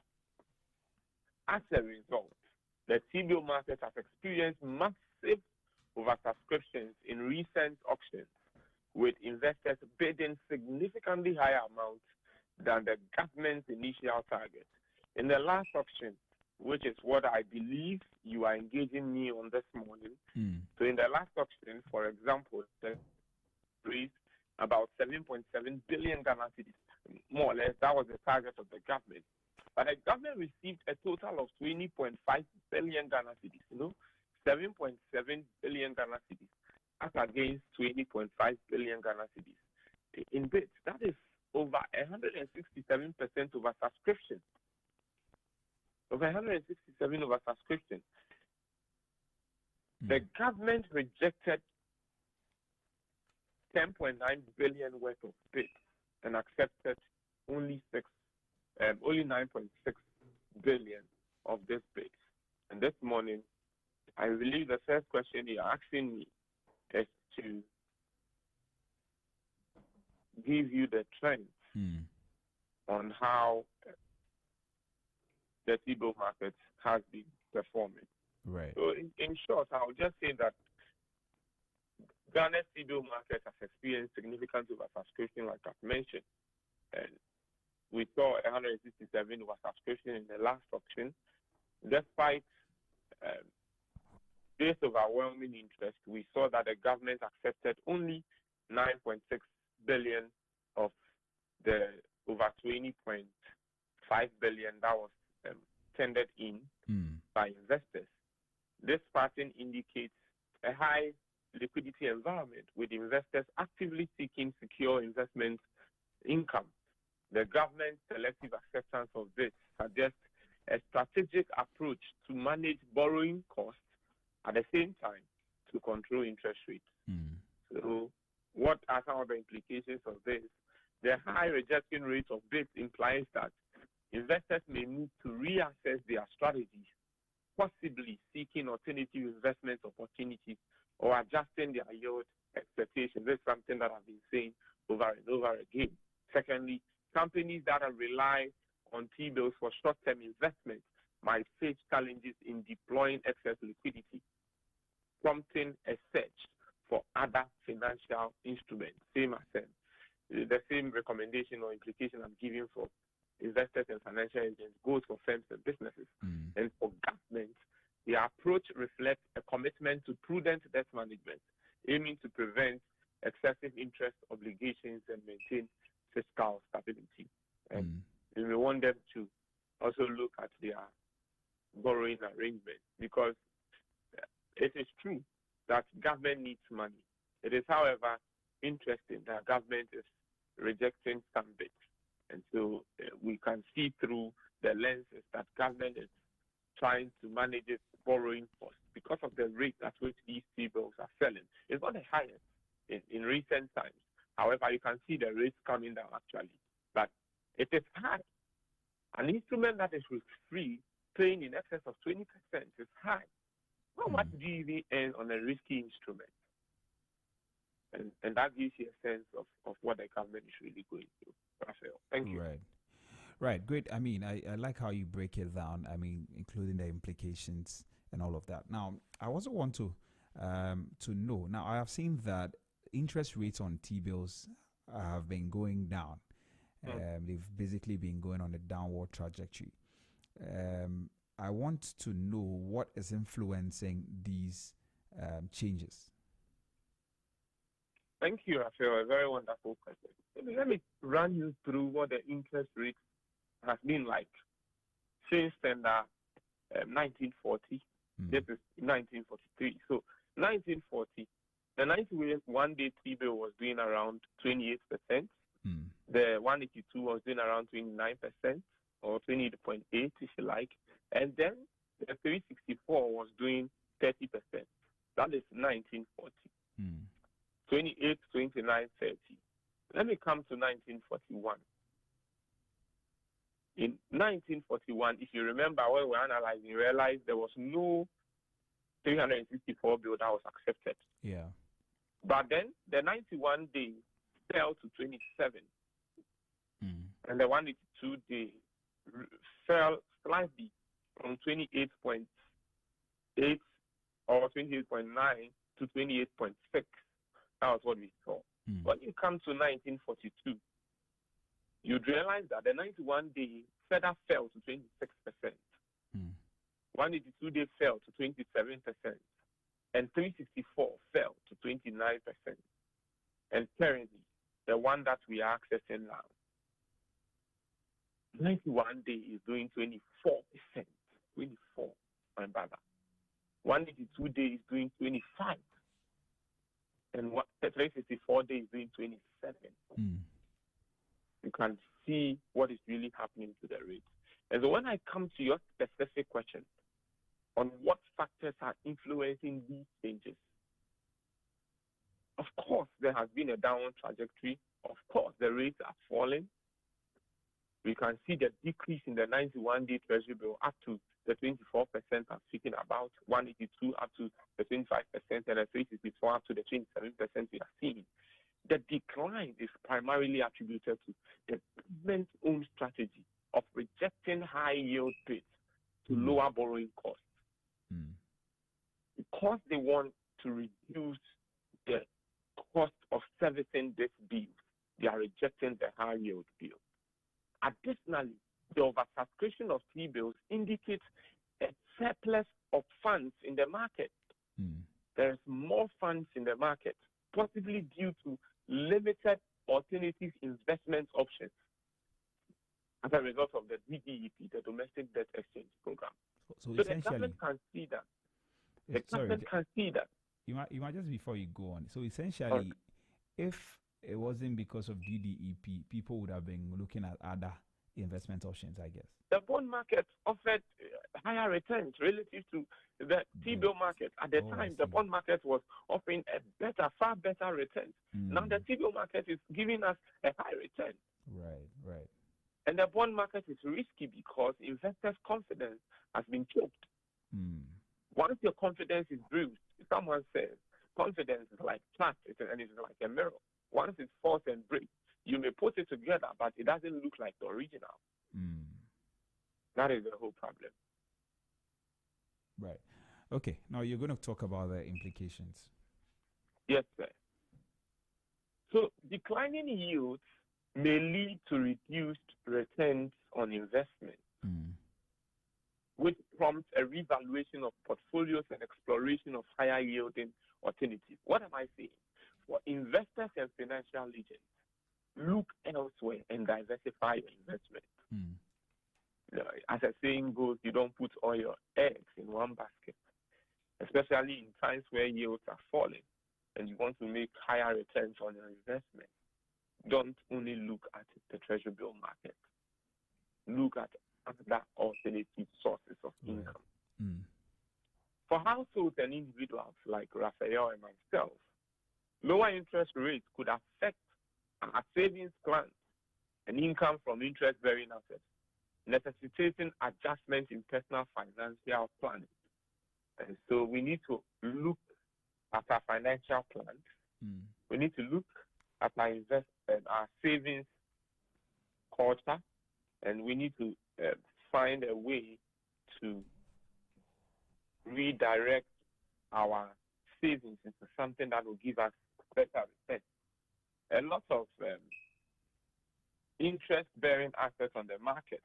You would even notice that whenever you go to the banks and they are pricing some of their investments, one of the things they tell you is this is offering a better rate than the T-bill. And once the T-bill rate is coming down, the big question is what happens to all of those other sources of investment, or sources of investment income, or other alternative investment handles. For policymakers, the trend suggests effective debt management, but also calls for monitoring to ensure that reduced rates do not deter investment in government security. Right. Now, what are the underlying reasons? Because you said that consistently government has been rejecting portions of the T-bills despite oversubscription. I want us to break that down a bit. I know you've highlighted some, but what are the underlying reasons for the government's rejection of a significant portion of T-bill bids despite the oversubscription? Thank you very much for this question. For me, I saw that, I don't know, the time I told you this, I told you this when the finance minister designates, before he was even being vetted. And on his vetting day, he gave a hint. He mentioned how much we are borrowing from T-bill markets and that it was too much. And he hinted on the rate. It was like it was too much. That gave me a hint that no, these rates were going to fall. And I started saying it. I told you, Raphael, we said it here on the air. I told some people, I even had friends who work in banks, and they said, no, the rates will go high. I said, no. Sometimes you just need to look between the lines, and you'll be able to get it. So government rejection of the substantial portions of T-bill bids, even though subscription is over and above what we expect. In other words, there is oversubscription. It's a deliberate strategy by the government to manage and reduce interest rates on its short-term borrowing by accepting only bids with yields within its acceptable limits. The government aims to lower its debt servicing costs. This approach is facilitated by the high liquidity in the market, allowing the government to be selective without jeopardizing its funding needs. So yes, the government needs funds, and it doesn't want to jeopardize that. However, the government knows that one of the things that sits at the back of its books is high debt servicing costs. Only debt servicing is able to swallow our revenue from taxation. How do we reduce that? Let's go in for bids that are low interest yielding. And by doing that, we are able to bring down our debt servicing costs. And consistently, we can see that in all of the auctions. We can see that. We can see that the rates have been coming down. The government is not saying it doesn't need money. It really needs money. But it needs money at a lower rate of interest. And as a result, that is what is manifesting. Because once you reject, so let me give you an example, maybe a clear example of what I mean by what is going on. You see, so for the 91-day Treasury bill, the weighted average came to about 24%. But there were bits that were going for 25% and all of that. And Raphael, typically a lot more people will bid at that rate. You can be sure that a lot of that were rejected. There is an analysis that we are not getting into, but that is very crucial usually. And it is a question of how much of 91-day Treasury bill were tendered. 7.3 billion. How much was accepted? 4.2 billion. 7.3, 4.2. Over what? 3 billion was rejected when it came to the 91-day Treasury bill. When you go to 182-day, 5 billion was tendered. Guess what, my brother? Only 1.4 billion was accepted. 3.9 billion, as a result, were rejected. And you could understand why. Then when you come to 364, 8 billion was tendered. Acceptance, 3.9 billion. Take that out of 8 billion, and you have 4.1 billion rejected. Meanwhile, the government's target was 7.7. And you can see government accepting just about 9.6 and rejecting about 10.2 billion Ghana cedis. And it is all at the back of the interest these bits we're going in for. Of course, you can make the argument. The interest rate, so for instance, you would notice that the range of interest for, say, 91-day was between 23 to 25%. If you paid attention, you'd realize that the rejection was high as I came down. And you can understand that through the interest. So the interest rate on the 182-day range from 25.2 to 25.5. And then for the 364, 25.8 to 27. So you can see there was a lot of rejection. 8.1 as against 3.9. That's about 4.1 or 4.2, thereabouts. And so because that range of interest was higher relative to the 91 and the 182 days. So Raphael, in a nutshell, it gives us a certain sense of why the government really is doing that. And so investors have to come back to you with some implications. The strategy that is being used may lead to increased competition among investors, which potentially will drive down the yield further, and that will affect your investment returns. You need to pay close attention to that. For firms and businesses, you may experience changes in the cost of capital, and you should prepare for potential fluctuation in interest rates affecting your financial strategies. For the government, this approach explains the importance of balancing debt management with market confidence. You need to look at that. Ensuring that rejection of bids does not discourage investor participation. Because some investors will be like, well, I'm just rejecting. Let me look elsewhere. And we are even saying investors should look elsewhere. They should diversify their portfolio. May we not get to a time where bids that will be tendered will be lower than what the government's target is. Then you will have no strength to even say I'm rejecting some. So you will not have that muscle. So you need to be able to balance your debt management activities, lowering your debt servicing and all of that with market confidence. That is important. Those who are confident in you are those who lend money to you for some return. Thank you. Right. Now, I thank you very much for the breakdown. But I also want to know that what potential challenges could come out of the way government is managing the T-bill auctions currently. Thank you so much for this very question.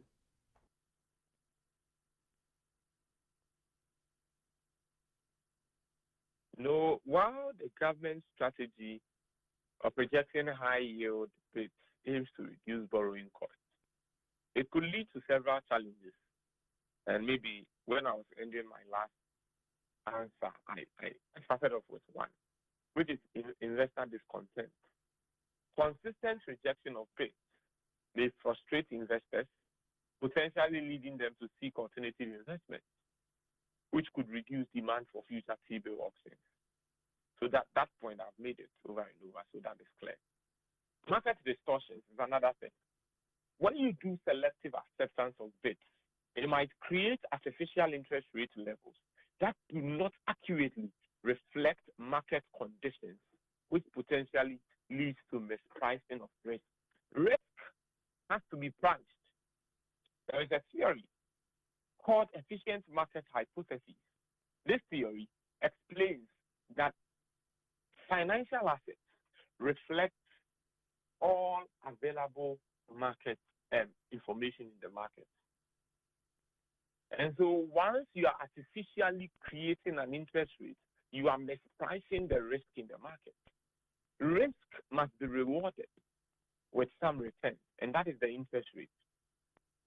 And so given the level of risk in the market, it must reflect in the interest that investors will yield on their investment. Once you are doing selective acceptance of bids, you may create artificial interest rate levels that do not accurately reflect market conditions, potentially leading to the mispricing of risk, thereby affecting the returns that investors earn on their investment. Then another thing has to do with liquidity management issues, maybe the third. When you return large sums of investors, when you return large sums to investors, it could result in excess liquidity in the financial system. What do I mean? People are having a lot of money, they want to invest it, and they are rejecting it. The picture is that there will be a lot more money in the system to be spent, which could pose challenges for monetary policy implications. What do I mean? It will lead to inflation because monetary policy is trying to reduce the amount of money in circulation. Right. Once you are rejecting bids, there will be a lot more money to be spent. Of course, once you are accepting bids, you're also offering them interest. It will also lead to a lot more money. But look at it from the angle I'm touching it. That rejecting will give them some. Once they are not investing it into other investment handles and the money comes to them for spending, that could lead to some demand pull inflation. So we may need to, investors may need to adjust their strategies in anticipation of bid rejections, possibly exploring alternative investment opportunities. This point has been made. Businesses could experience volatility in their short-term interest rates, which will affect their borrowing costs and financial planning. It has also been made, and we must balance, policymakers must balance the need to reduce borrowing costs while maintaining investor confidence and ensuring market stability. Right, and you, in your concluding statement, you said that it's going to pose, or it poses significant challenges for the monetary policy implementation. I want us to get deeper into that. I want to know what impact does the government's approach to the T-bill auction have on monetary policy and even the broader economic stability? All right. Thank you so much. That's a very wonderful question. The government selective acceptance of T-bills plays a critical role in shaping Ghana's monetary policy, inflation control, and overall economic stability. I think that the Monetary Policy Committee of the government has an eye on this because they need to look at it. It has implications for that. By deliberately rejecting high yield bids, the government is reducing borrowing costs, which helps to control inflationary pressures that are caused by excessive government spending on interest rates. So that is one. I want you to get it step by step. I want everyone listening to us to get it. When you do that, you are able to reduce borrowing costs, which helps to control inflationary pressures that are caused by excessive government spending on interest rates. That is one. However, the approach also affects liquidity levels in the banking system or in the financial system. When the government rejects significant portions of it, excess liquidity remains in the financial system, potentially leading to higher inflation if the funds are not redirected into productive investments. Conversely, if the government were to accept all bets at high interest rates, it could worsen fiscal pressures by increasing the national debt burden. So what I've said is that both of them have implications for monetary policy, whether you reject or you accept all of that. But you see, government can redirect all the monies it accepts into productive sectors of the economy to regenerate income, and that will control inflation, rather than spending it on expenditure that do not regenerate income. What we do not know is what the investors will do with the money. Once the investors do not invest the money into other financial instruments, but rather spend them, that would lead to some inflation. It will lead to some higher inflation. So for the implications, we may see lower returns on investments of investors and financial agents, which will force them to consider alternative instruments like corporate bonds, equities, or offshore investments.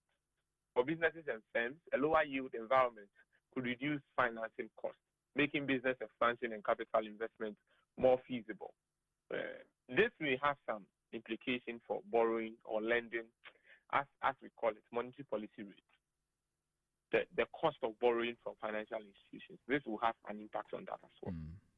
And for households and individuals, a more stable T-bill market, the improved confidence in government-backed securities, encouraging greater participation from retail investors. Bank of Ghana must coordinate closely with the Ministry of Finance to ensure that liquidity levels remain balanced, preventing excessive inflationary pressures while maintaining fiscal discipline, which has been the language of the current government.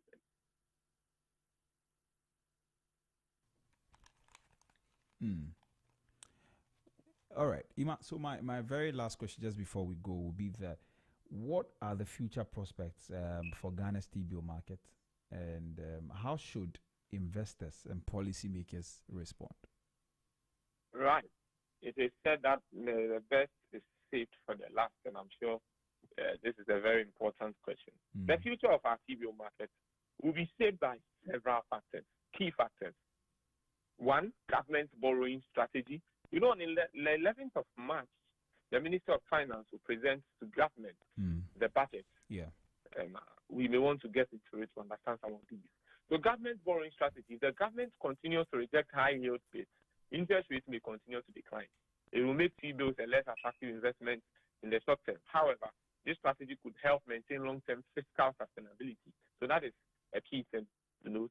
Inflation and currency stability is another key factor that will shape the T-bill market. The effectiveness of Ghana's inflation control policies will influence investor appetite for T-bills. If inflation remains high, investors may demand higher yields, making it harder for the government to control borrowing costs. So inflation is in a conversation. Currently, inflation is high, I think 23.5% or so. Once inflation is high, I would also want a high return on my investment so that I'm able to hedge against it. But if government is asking for lower yields, and government is also working hard to bring down the inflation rate, then it will make a lot more sense to understand the rate at which we are paying for, or the rate at which we are getting or we are being paid for lending money to the government. Alternative investment opportunities, another key factor that will shape the future of our T-bill market. The lack of viable investment opportunities or options post DDEP is a key reason for high demand for T-bills. That is clear. If the stock market, corporate bonds, or new investment vehicles become attractive, more attractive, demand for T-bill would decline. Foreign investor participation.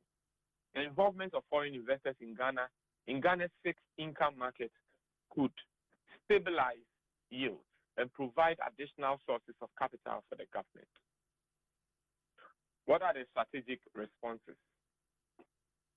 Investors should diversify portfolios, exploring other safe yet high-yield investment opportunities such as corporate bonds, real estate, foreign securities, etc., etc. Firms and businesses should take advantage of declining interest rates to secure cheaper financing, enabling business expansion and capital investment. Households should adjust their investment strategies, keeping an eye on inflation trends and potential interest rate reversals. Interest may come up. For policymakers, create an environment that supports financial market diversification, ensure that investors have more options beyond T-bills, which would reduce government's over-reliance on short-term borrowing. Raphael, Ghana's T-bill market is at a crucial turning point. While government's efforts to control interest rates and reduce borrowing costs are commendable, they must be balanced with investor confidence and overall economic stability. As the market evolves, investors should remain agile. Businesses should capitalize on lower borrowing costs, and policymakers should strengthen financial market development to create a more sustainable investment environment. This is how I'll end it today. Right. Ima, thank you very much for this breakdown. I believe that our listeners have gotten some value, and we're grateful. You're welcome, my brother. Please enjoy the rest of your day. Well, that was Emmanuel Boateng, our economic analyst here at Z101.9 FM. He was trying to make us understand, or he's made us understand the T-bill markets. He's made us understand the recent trends in the market, how government is rejecting some auctions and all of that, and also how the interest rates have evolved in recent times. And the final thing he said is that we need to remain agile as investors, and businesses should capitalize on lower borrowing costs, and policymakers should strengthen financial markets development. And he says that he wants also that as government is rejecting some of these auctions, it might affect monetary policy, inflation control, and the overall economic stability, because there will be lower returns eventually on investment, and that will affect investors, and that will also mean that investors might take a decision to, as it were, not invest heavily in the T-bill market. They might consider other investment opportunities. And so that is all market trends this morning. Up next is a roundtable discussion, and today we're talking about cryptocurrency. Is cryptocurrency the future of finance, or is a passing fad or passing trend? We're going to take a quick commercial break. When we return, we get into that conversation with our experts. Stay tuned. It's your lifestyle, leisure, and business radio. Some girls nowadays, them ask for some cryptocurrency. It's a different thing how we do in the 21st century. She said, when we get the money, call anytime, and it is an emergency. Before you kiss and caress me, give me my money, man. We on a new level now. We on a new level now. We on a new level now. We on a new level now. We on a new level now. We on a new level now. We on a new level now. We on a new level now. I don't really care what people say. I don't really care what them want do. They just tryna take me from my pockets. Get me for my cryptocurrency. New level, new devil. Tryna race for the money, gold medal. Snake me for the money, won't let her. Pretty girl, but a heart cold-blooded. But you're so fine to my eyes, might be worth the trouble. Come and help me count my paper. Some girls nowadays, them ask for some cryptocurrency. It's a different thing how we do in the 21st century. She says, when we get the money, call anytime, and it is an emergency. Before you kiss and caress me, give me my money, man. We on a new level now. We on a new level now. We on a new level now. We on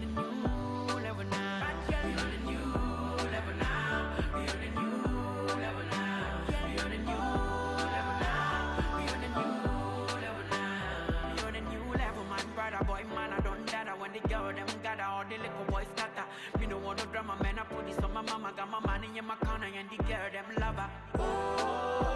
Everybody yeah because you making money moves, yeah. Let that cryptocurrency for me, man, I top, yeah. Before they come, we'll be long gone. Mr. DJ put my song on. Before they come, we'll be long gone. Some girls nowadays, they ask for some cryptocurrency. They can give you anything how we do in the 21st century. She said, when we get the money, call anytime, and it's an emergency. Before you kiss and caress me, give me my money, man. We on a new level now. We on a new level now. We on a new level now. We on a new level now. We on a new level now. We on a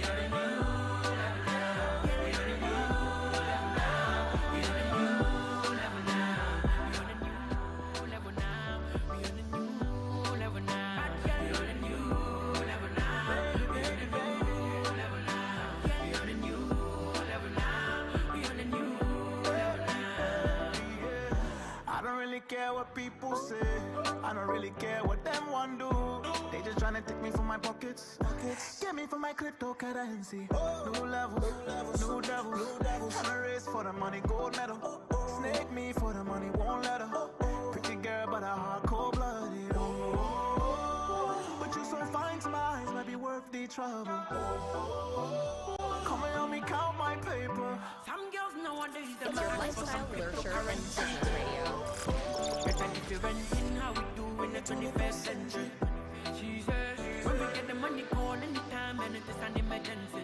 Before you kiss and caress me, give me my money, man. We on a new level now. We on a new level now. We on a new level now. We on a new level now. We on a new level now. We on a new level now. We on a new level now. We on a new level now. We on a new level, man, brother, boy, man, I don't data. When the girl them gather, all the little boys scatter. Me no want no drama, man, I put this on my mama. Got my money in my corner and the girl them lover. Everybody, yeah, because you making money moves, yeah. Let that cryptocurrency for me, man, I top, yeah. Before they come, we'll be long gone. Mr. DJ put my song on. Before they come, we'll be long gone. Some girls nowadays, they ask for some cryptocurrency. It's a different thing how we do in the 21st century. She says, when we get the money, call anytime, and it's an emergency. Before you kiss and caress me, give me my money, man. We on a new level now. We on a new level now. We on a new level now. We on a new level now. We on a new level now. We on a new level now. We on a new level now. We on a new level now. We on a new level now. We on a new level now. I don't really care what people say. I don't really care what them want do. They just tryna take me from my pockets. Get me from my cryptocurrency. New level, new devil. Tryna race for the money, gold medal. Snake me for the money, won't let her. Pretty girl, but a heart cold-blooded. But you so fine to my eyes, might be worth the trouble. Come and help me count my paper. Some girls nowadays, they ask for some cryptocurrency. It's a different thing how we do in the 21st century. She says, when we get the money, call anytime, and it's an emergency. Before you kiss and caress me, give me my money, It's your man. lifestyle, We on a nurture, new and business level radio. now. We on a new level now. We on a new level now. We on a new level now. We on a new level now. We on a new level now. We on a new level now. We on a new level now. We on a new level, man, brother, boy, man, I don't data. When the girl them gather, all the little boys scatter. Me no want no drama, man, I put this on my mama. Got my money in my corner and the girl them lover. Let that cryptocurrency for me, man, I top, yeah. Before they come, we'll be long gone. Mr. DJ put my song on. Before they come, we'll be long gone. Some girls nowadays, they ask for some cryptocurrency. It's a different thing how we do in the 21st century. She says, when we get the money, call anytime, and it's an emergency. Before you kiss and caress me, give me my money, man. We on a new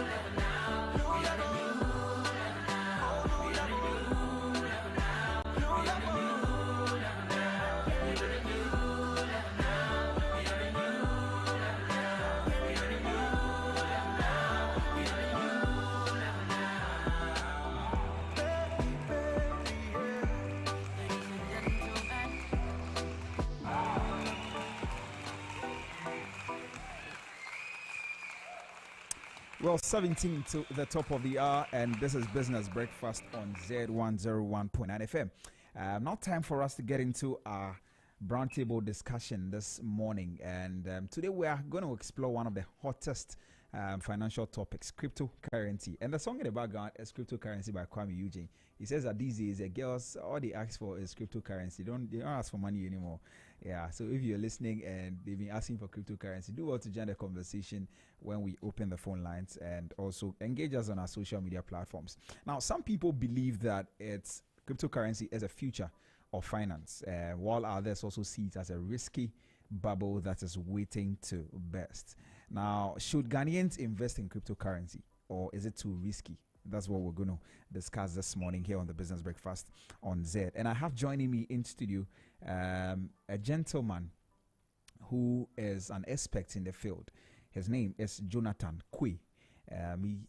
He's going to help us understand a few things. And also joining me via Zoom is King George Boahin. He's also a crypto expert. And these are the gentlemen that are going to help me understand a few things. Jonathan, good morning and welcome. Good morning, sir. How are you doing? Yeah, I'm doing great. How are you? Fine, thank you. Yeah, I like your shirt. Thank you very much. It's expensive. You use crypto money to buy it? Something like that. You can say that. Crypto money. Right, great. Yeah. And also joining me via Zoom is King George Boahin. King George, can you hear me? Yes, Mr. Zed. So Mr. Zed, my name is Nitra Bihama. Oh, good to have you. You're welcome. Thank you very much. Thanks for having me, sir. Great. Now, before we dive into the conversation, let me ask both of you in one sentence. Okay. How would you describe cryptocurrency to someone who has never heard of it? Well, there are so many words I can use to describe cryptocurrency, but let me be simple as I can. Right. Okay. So cryptocurrency basically is the future of finance in the world. We're looking at 5 years from now, we will be, looking at cryptocurrency as the holy grail of financial system in Ghana. So we're looking at that. That's what I can term as. Yeah, exactly.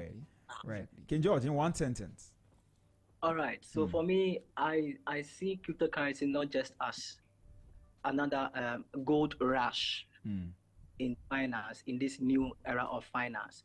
I see it as technology, a new kind of technology, a new kind of innovation, that has been invented to, more like scale up the conventional technology that we already have and the conventional financial systems that we already have now. So it's tech, it's new tech. That's how I would explain to somebody who wants to get into cryptocurrency for the first time. All right.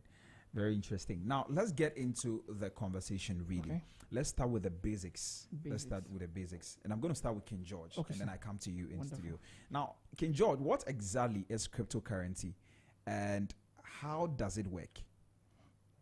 Yeah, well, cryptocurrency comes with, this kind of algorithm, which is more like an encrypted transactional, system that is also decentralized. Do you get it? When I say decentralized, it means that this system lets you have total power over your transactions, total power over your money. It negates the influence of central banks, a central power that has to be checking up on your money, that has to confirm your transactions, that can tell you, you can't withdraw money because it's a Saturday. You can't withdraw money because the bank is closed on Sunday. Cryptocurrency is basically a decentralized form of the internet, that people can just process transactions 24/7 without anybody limiting them. So for me, it's more like a groundbreaking technology that is going to give people financial freedom, not in a sense of making people free of debt, making people have $1 million in their bank and all of that, but giving people total control over their money, that the bank doesn't have to control it. Because one thing is that what makes many financial powers powerful is the power and the control they have over money, the power and the control they have over the flow of money. The central bank is very powerful because of the power it has over the the flow of money, in the market. But cryptocurrency has been able to negate all of this influence over our money, and the central bank determining how money flows, where money flows, and all of that. People decide what they want to do with their money. They decide where they want to move it. They decide how they want to move it, how much they want to move. Because in crypto, you can move unlimited sums of money. Do you get it? So, yeah, it's very much like indefinite way of transacting currency. Do you get it? Right. But in crypto, the currencies that we have is not like the fiat that we have. It is cryptocurrency, an encrypted currency. So there is something we call the blockchain technology. It is a technology or the algorithm on which the cryptocurrencies run. So when people hear of cryptocurrency, the first thing they hear is, oh, Bitcoin. Bitcoin is not the entirety of what the crypto scope is. It's just one coin that runs on a particular algorithm called the blockchain technology. Do you get it? Yeah. And to just sum up what the blockchain technology is, the blockchain is more like, let me say, the foundation upon which crypto runs. It is the detailed algorithm that determines something we call blocks or crypto hash. Let me just put it this way: blocks. The blocks are more like the containers of the transactions of a particular crypto transaction. So if I send you $100 of Bitcoin, there are particular blocks or definitive blocks which records the transactions in the blockchain. Do you get it? So blocks which are interconnected by a cryptography, which are interconnected by an algorithm. So it's what? A chain of blocks. That is why we call it blockchain. So the blockchain is basically a database that stores crypto transactions. You get it? It's the database of the cryptocurrency, scope or the cryptocurrency market, because any financial behemoth or any financial powerhouse should have a database, an algorithm that keeps its database. And that is what the blockchain does. And it's decentralized. Nobody owns it. Nobody runs it. It is run by the entire crypto community. Everybody has a share in it. Everybody owns it. Everybody controls it. There's not a single central power. There's not someone who decides the blockchain opens at 6 o'clock a.m. and it closes at 7 p.m. It's decentralized and it's run by everybody. All right, King George, thank you. Let me come in studio. I'm going to come back to you, King George, on this blockchain thing. We'll talk a bit about it, and then you also mentioned something. You said decentralized money or so. I'll come back to you to explain that in a bit. But let me come to you, Jonathan. Jonathan, tell me, what exactly? I mean, I know King George has done a good job. Maybe you may want to add some and break it down a bit more for us. Well, thank you, my brother King George. He basically took the words right off my mouth. And the thing is that he spoke about blockchain and exactly what I wanted to say. When we talk about cryptocurrency, everybody's asking, crypto, what is this? I mean, basically we have the traditional means of banking. And everything. Why all of a sudden everybody wants to barge into cryptocurrency? Cryptocurrency is the future of finance, like I said earlier on, and we are entering into a phase where all the traditional means of finance, banking, and everything is going to shut down, and cryptocurrency is there to take us to that next step in our lives. So all I wanted to add is that, like my brother said, a decentralized system. So these are nodes; they are called nodes. So a system of computers that validates transactions, that validates and verifies your account and everything. So these things all come together to be part of a blockchain. So like he said earlier on, he was saying something about Swift code or whatever it is. You don't need Swift code to send money to any of your people out of the country, anybody from Takwa, anybody from USA, anybody from wherever. You don't need any kind of Swift code. So basically, the cryptocurrency is there to make finance much more reliable, accessible, and easy for each and everybody all around the world. So cryptocurrency, basically, like I always said, is the future of finance. But how does it work? Well, so let's say I have cryptocurrency. Okay. What does it look like? So we have what we call brokers. So these are institutions that have been set up to harness certain coins, certain tokens. You understand? So when you talk about crypto, we also talk about trading. Okay. You trade. Someone will say, back in school, let me share some sort of experience. Back in school, I had people coming on to access, what is cryptocurrency? What is that? As naive as I was like, maybe probably it's a scam. Because if you mention cryptocurrency now, it's a scam to everybody. People have lost money. People have due people. Pay this, I'll teach you that. Do this, I'll do you that. And then they've lost a lot of money. So I am here to, probably make the, level the planes. Right. Make sure that I'm transmitting enough information for each and everybody listening to us this morning, and telling them that, hey, cryptocurrency is the future of finance. Please don't be left out. Next 5 years, I don't want a situation whereby you'll be like, oh, please, if I had known, I would have invested. We're going to take. We have how do you call it? A group where we educate people on how to trade, and how to, analyze the markets, one or two things about cryptocurrency. So it's a systematic process. If you go into crypto, aiming to make money, to, risky things, you're going to lose all the money. Money is a big concept when it comes to cryptocurrency. People come into crypto, I want to make a lot of money, I want to cash out, I want to get enough dollars and then use it for projects and stuff like that. Crypto is not like that. It's better to understand, like my brother said, blockchain, how it works, how the blockchain system works, and how the cryptocurrency also works. Their tokens, the trades, how to analyze the market.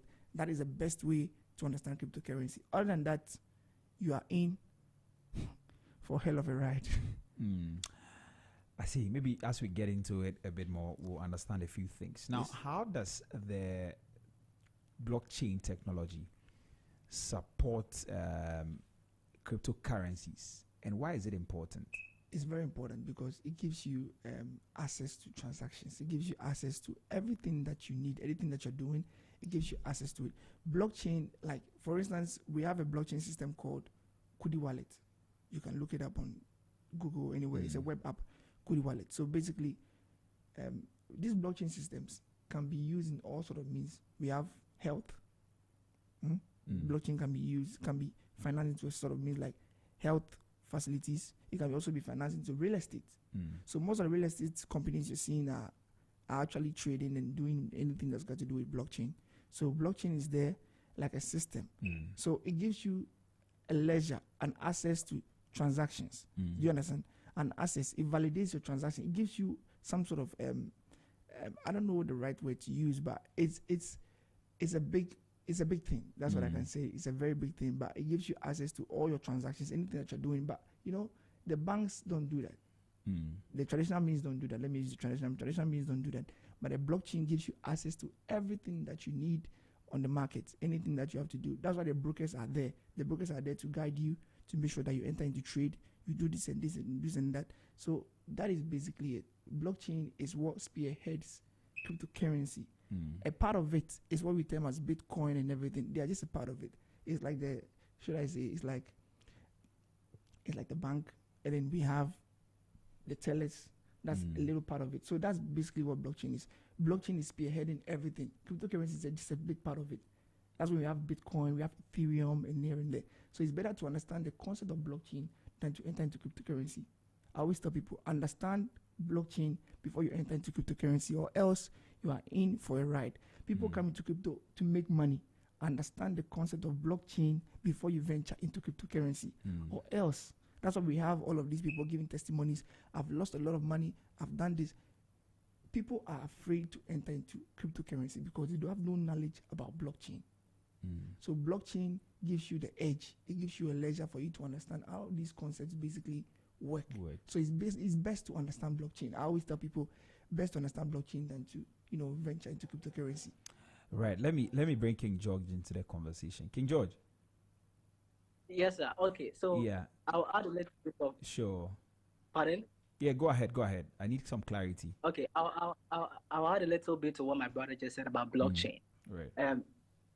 It's like I said earlier. It's innovation. It's technology. And one thing that we need to understand about every innovation is that every innovation comes with its own philosophy. For example, the invention of Facebook is built on the underlying philosophy of social network. Can we create a digitalized way that people can interact with each other, such that if you're in the US and I'm in Ghana, we can still have frequent and efficient and quick conversations? That is the philosophy of Facebook.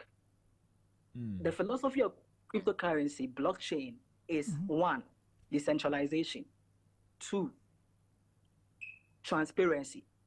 You can imagine that if the government of Ghana had a wallet on the blockchain network, that whenever the government makes a transaction from Ghana to wherever, or a transaction that has to do with government spending, socio-economic spending, all of us here could just go to the blockchain network, blockchain.com, and view the crypto hash or the transaction ID of the government wallet, and see how much the government spent in Bitcoins or in Ethereum or in Solana or whatever currency they spent for that economic development. So you see, it allows for transparency. We can track how much money the government is spending, how much money you are spending, how much money I'm spending.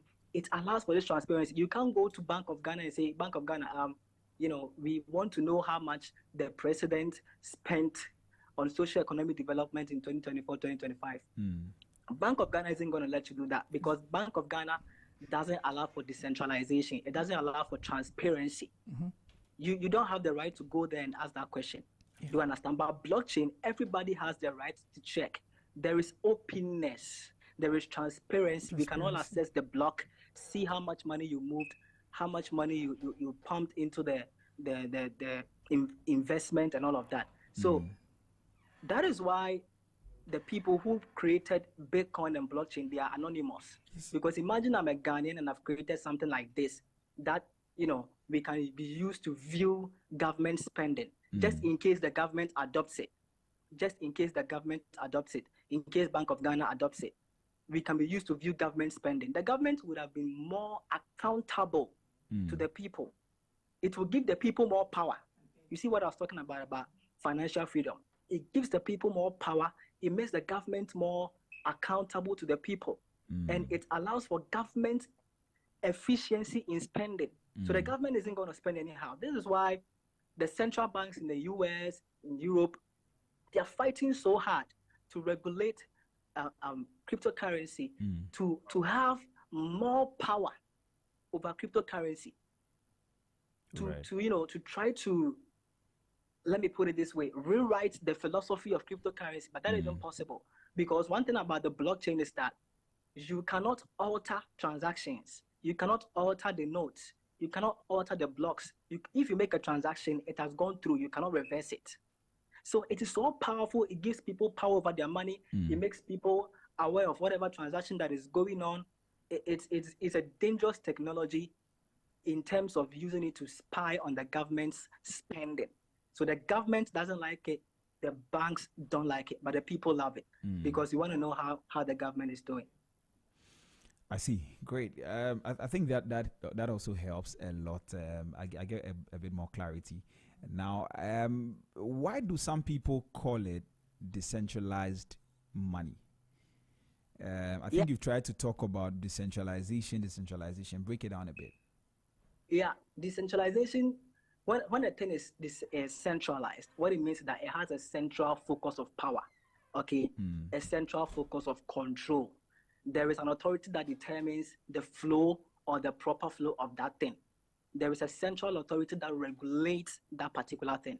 So decentralization being one of the major philosophy of cryptocurrency means that there isn't a central authority that determines the proper flow of coins, that determines the proper flow of transactions.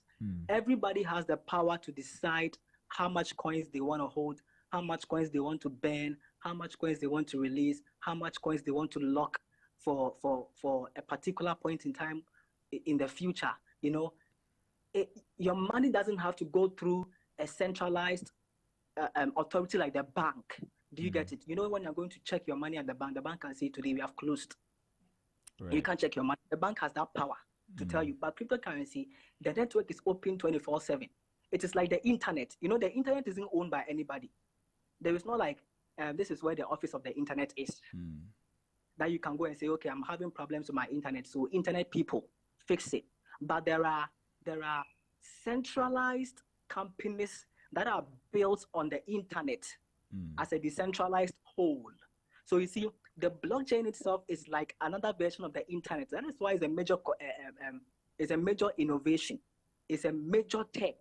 It's like an upgraded and scaled version of the internet. So in the blockchain, there is something we call Web3 technology. You know, there was Web 1.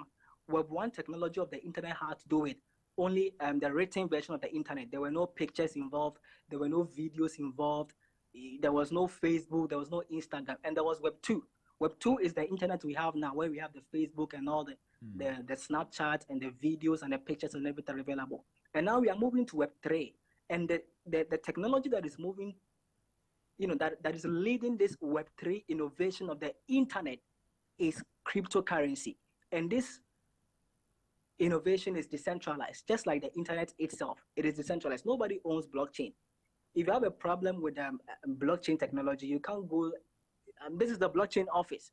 The last time someone was asking me, where is the blockchain headquarters? I'm like, no, there is not the internet headquarters. Definitely, there isn't a blockchain headquarters. But there are centralized exchanges like Binance, which provide tools for people to trade their cryptocurrency. Are you following? Yeah. There are centralized exchanges like Trust Wallet, Coinbase. They provide trading tools. They provide avenues for people to exchange their fiat, which is traditional currency, dollars, Ghana cedi, pounds, and all the currencies that you know, for people to exchange it for cryptocurrencies and hold and trade their cryptocurrencies on their network. Do you get it? Yeah. But these people don't have they don't have so much power over your crypto, because you are the one who only knows your address. You know your address. You are the one who has power over your transactions. So for example, if you're going to make a transaction in Binance, okay, let's say I'm going to send $100 worth of Bitcoins in my Binance account to your Binance account. Binance is going to ask you, are you sure of this transaction? Have you checked their wallet address? Because if you send the money to their address and it's not the right address, Binance can't do anything about it, because they don't have power over the transactions. The network is decentralized. They can't stop a transaction. The moment you hit confirm, send, nobody can send it. It's gone. What is Binance? So Binance is the name of one of the centralized exchanges that provide trading tools, provide storehouses. Let me say a storehouse for people to store their cryptocurrency. It's like, let me put it this way, it's more like a bank on the cryptocurrency network. But it works differently from the operations of a conventional bank, because just like the example I gave, when you make a transaction, you can't stop it. When you make a wrong transaction, you can't reverse it, because they don't have power over your currencies. They don't have power over the decisions that you make with your money. So when you're going to make a transaction in the bank, if let's say you have $10 million in a bank or $100 million in a bank, okay, or let's say you have zero money in your bank, and then all of a sudden you receive $100 million in your bank account, your bank can call you and freeze your account. That's the kind of power the traditional banks have, and say, hey, dude, we want to have a conversation with you. We want to do this investigation. But in cryptocurrencies, it's not like that. In crypto, I can receive $100 million of Bitcoins, $100 million worth of Bitcoins in my Binance account, and Binance isn't going to call me for investigation or anything, because they don't have the right to. They don't have the power to do that. It's my wallet and it's my money.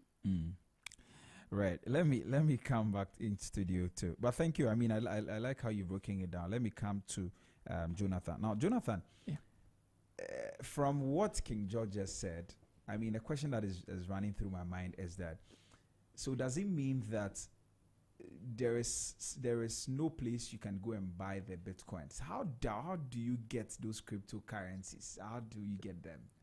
So they are, like he said, he has said it all. I mean, my brother, thank you very much. I don't know if you're watching me from the studio. Thank you very much. Like he said, we have institutions like Binance, we have Bybit. These are people that have allowed access for us to, trade with our currency here in Ghana, to buy other coins. You understand? other tokens, wherever it is. So you just trade from there, buy with your Ghana cedis. Okay, so you buy the coin with your cedis. You can buy with your cedis. So basically, when you buy the coin with your cedis, then you indulge in trade. How do you indulge in trade? So, like I said, you have to thoroughly understand how the market works. You understand? Okay. These are technical analysis. You have to analyze the market at which point to enter and at which point to exit. That is what people don't basically understand. They think that once you get your money, you invest into crypto, you buy any coin, you buy any token, whatever it is, and then you start trading, you start making money. No, it doesn't work that way. Jonathan. Yes. Please help me understand. I'm helping you.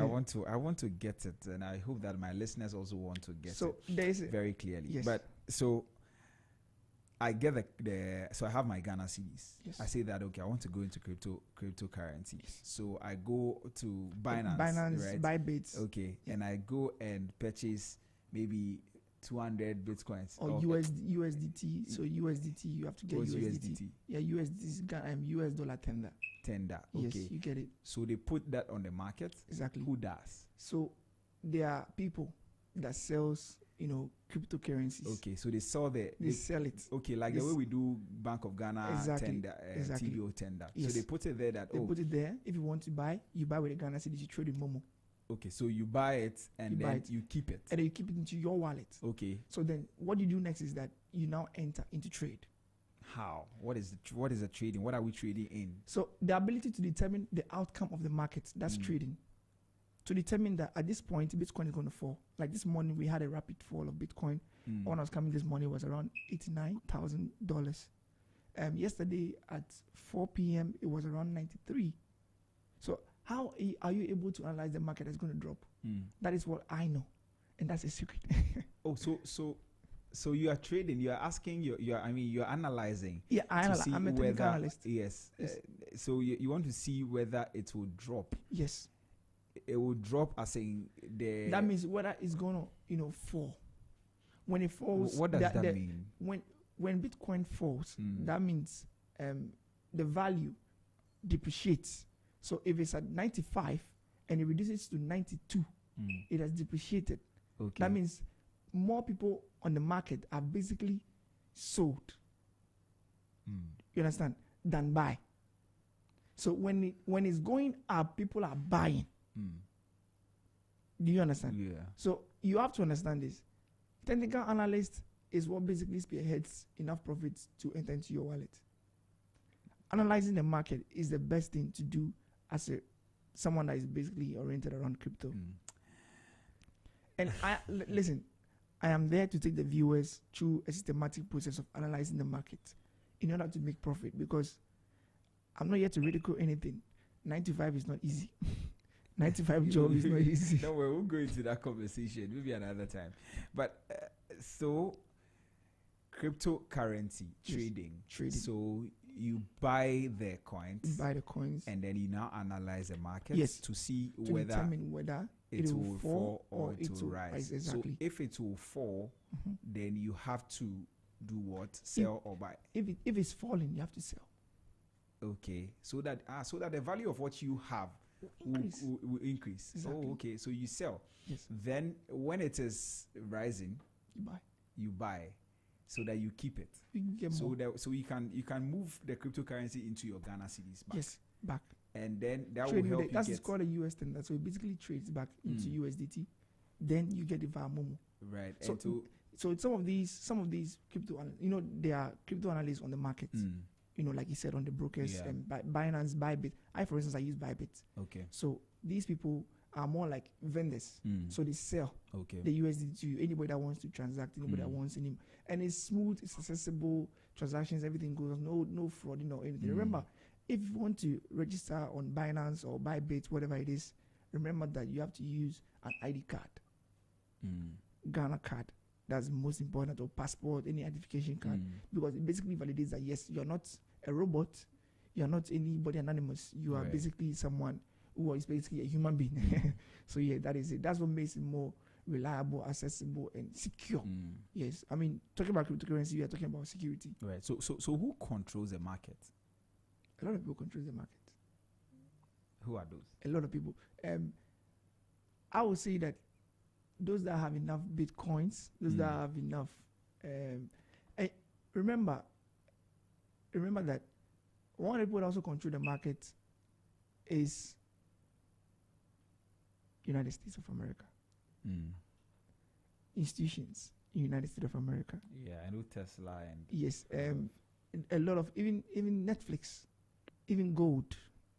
There are a lot of things that basically control the market. You remember last week when Donald Trump, had a little issue with Canada, tariffs and everything. Yeah, the Bitcoin basically dropped down. So these are some of the things that basically affect the markets. There are a lot of things, but like I always say, people that have enough cryptocurrency basically control the market. And I hope Ghana basically, see the need for us to enter into that field. Right. We'll get there in the course of the conversation. Now let me bring King George. Yeah, King George. King George. Hi, King George. Hello. All right, I'm suspecting that he's dropped off. We'll get him connected again. Now, but what are the most common? I've heard you mention Bitcoin. I've heard you mention Ethereum, right? Yes. Yeah, and what are the most common cryptocurrencies that are available, and how are they different from each other? Bitcoin and Ethereum, they are the most popular. Okay. There's Ethereum, and there's Solana. There's CRV, and there's Melanin. There's, Trump recently launched a coin. Yeah. So these coins are, instituted by people, should I say, institutions that basically wants to run a project. Remember, some of these coins are projects. They are innovations. Tesla is an innovation. Netflix is an innovation. So these innovations are, if we have more people subscribing to Netflix, we have more people that are probably buying into Tesla. There's going to be a need. It's going to be the need where people, basically when they are buying, remember that the market is also increasing. So these innovations, that's why, like I said, you have to thoroughly analyze the market, know the channel at which the coin is going, and then you buy. If Tesla is on a high, purchase of, Tesla automobiles and whatever it is, and you know that Tesla is, rising and everything, that's when you invest into Tesla, and then you buy. So you can make more of the profit.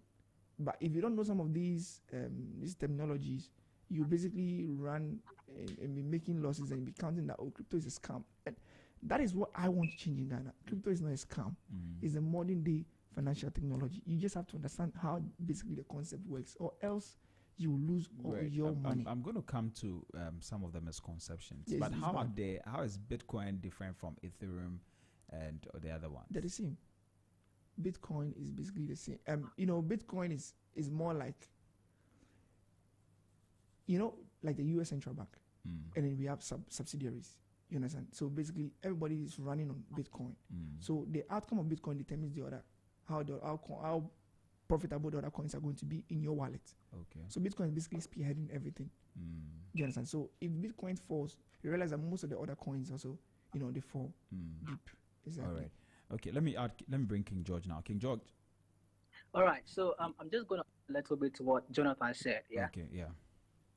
To break Bitcoin very, very down, like simple. Just imagine gold. Okay, the gold industry, right?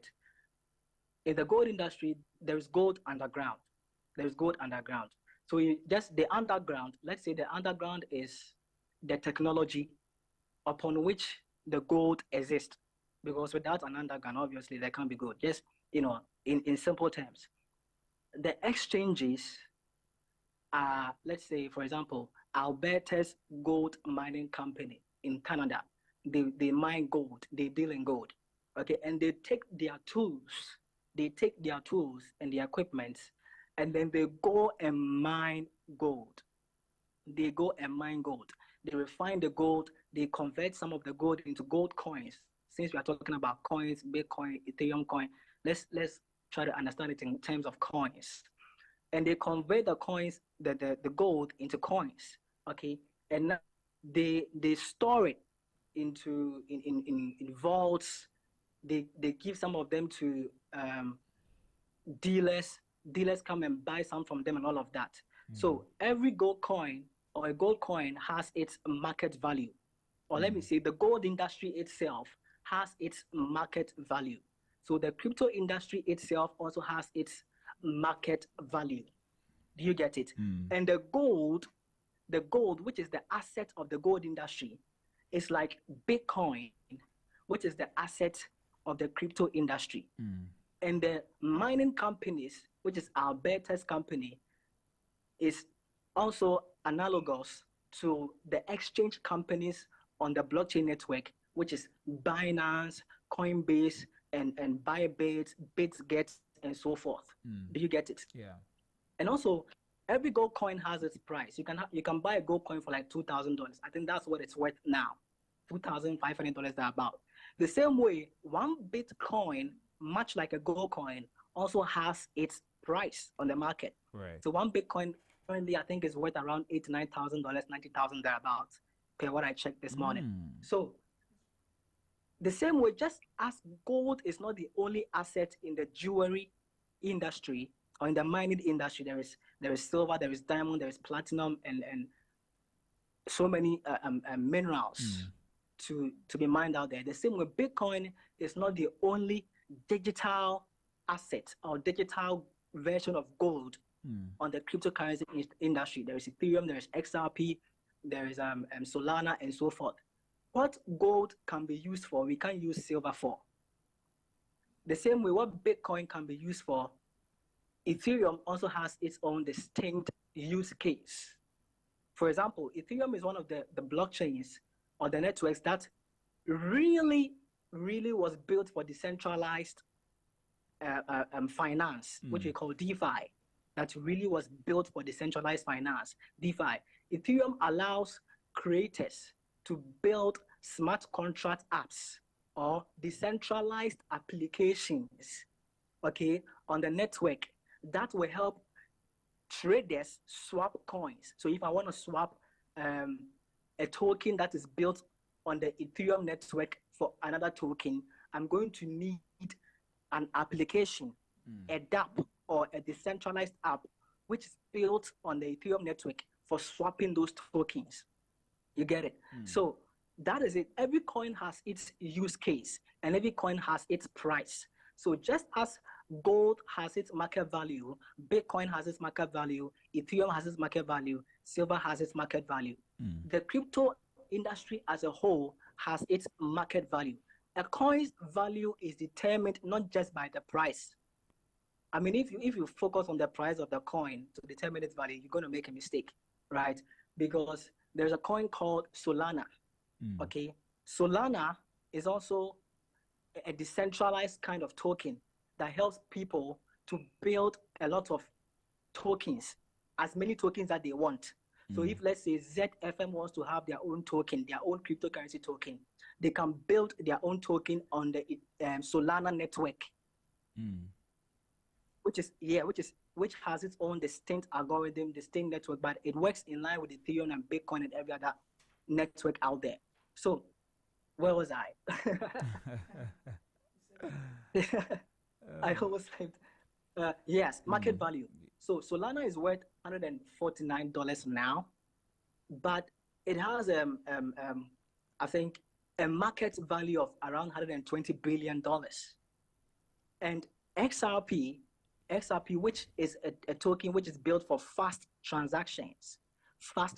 So you see, that is the use case for SRP. SRP is meant to be built for what? Fast transactions. Right. Just as silver is meant to be used for steel work and all of that. And gold is also used for jewelry and all of that. Bitcoin has its use case.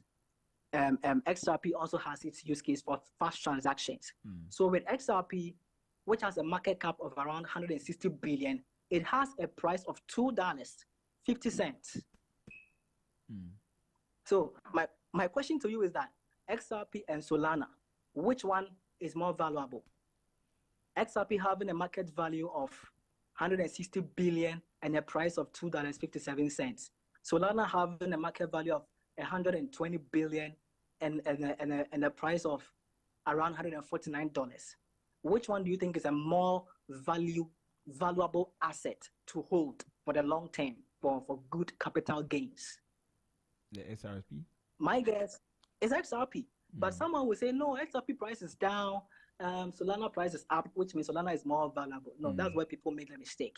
You have to understand the value of the thing, you know, and cryptocurrency, for something like Bitcoin as an asset, you know, gold is an asset. You have to see Bitcoin not just as a currency.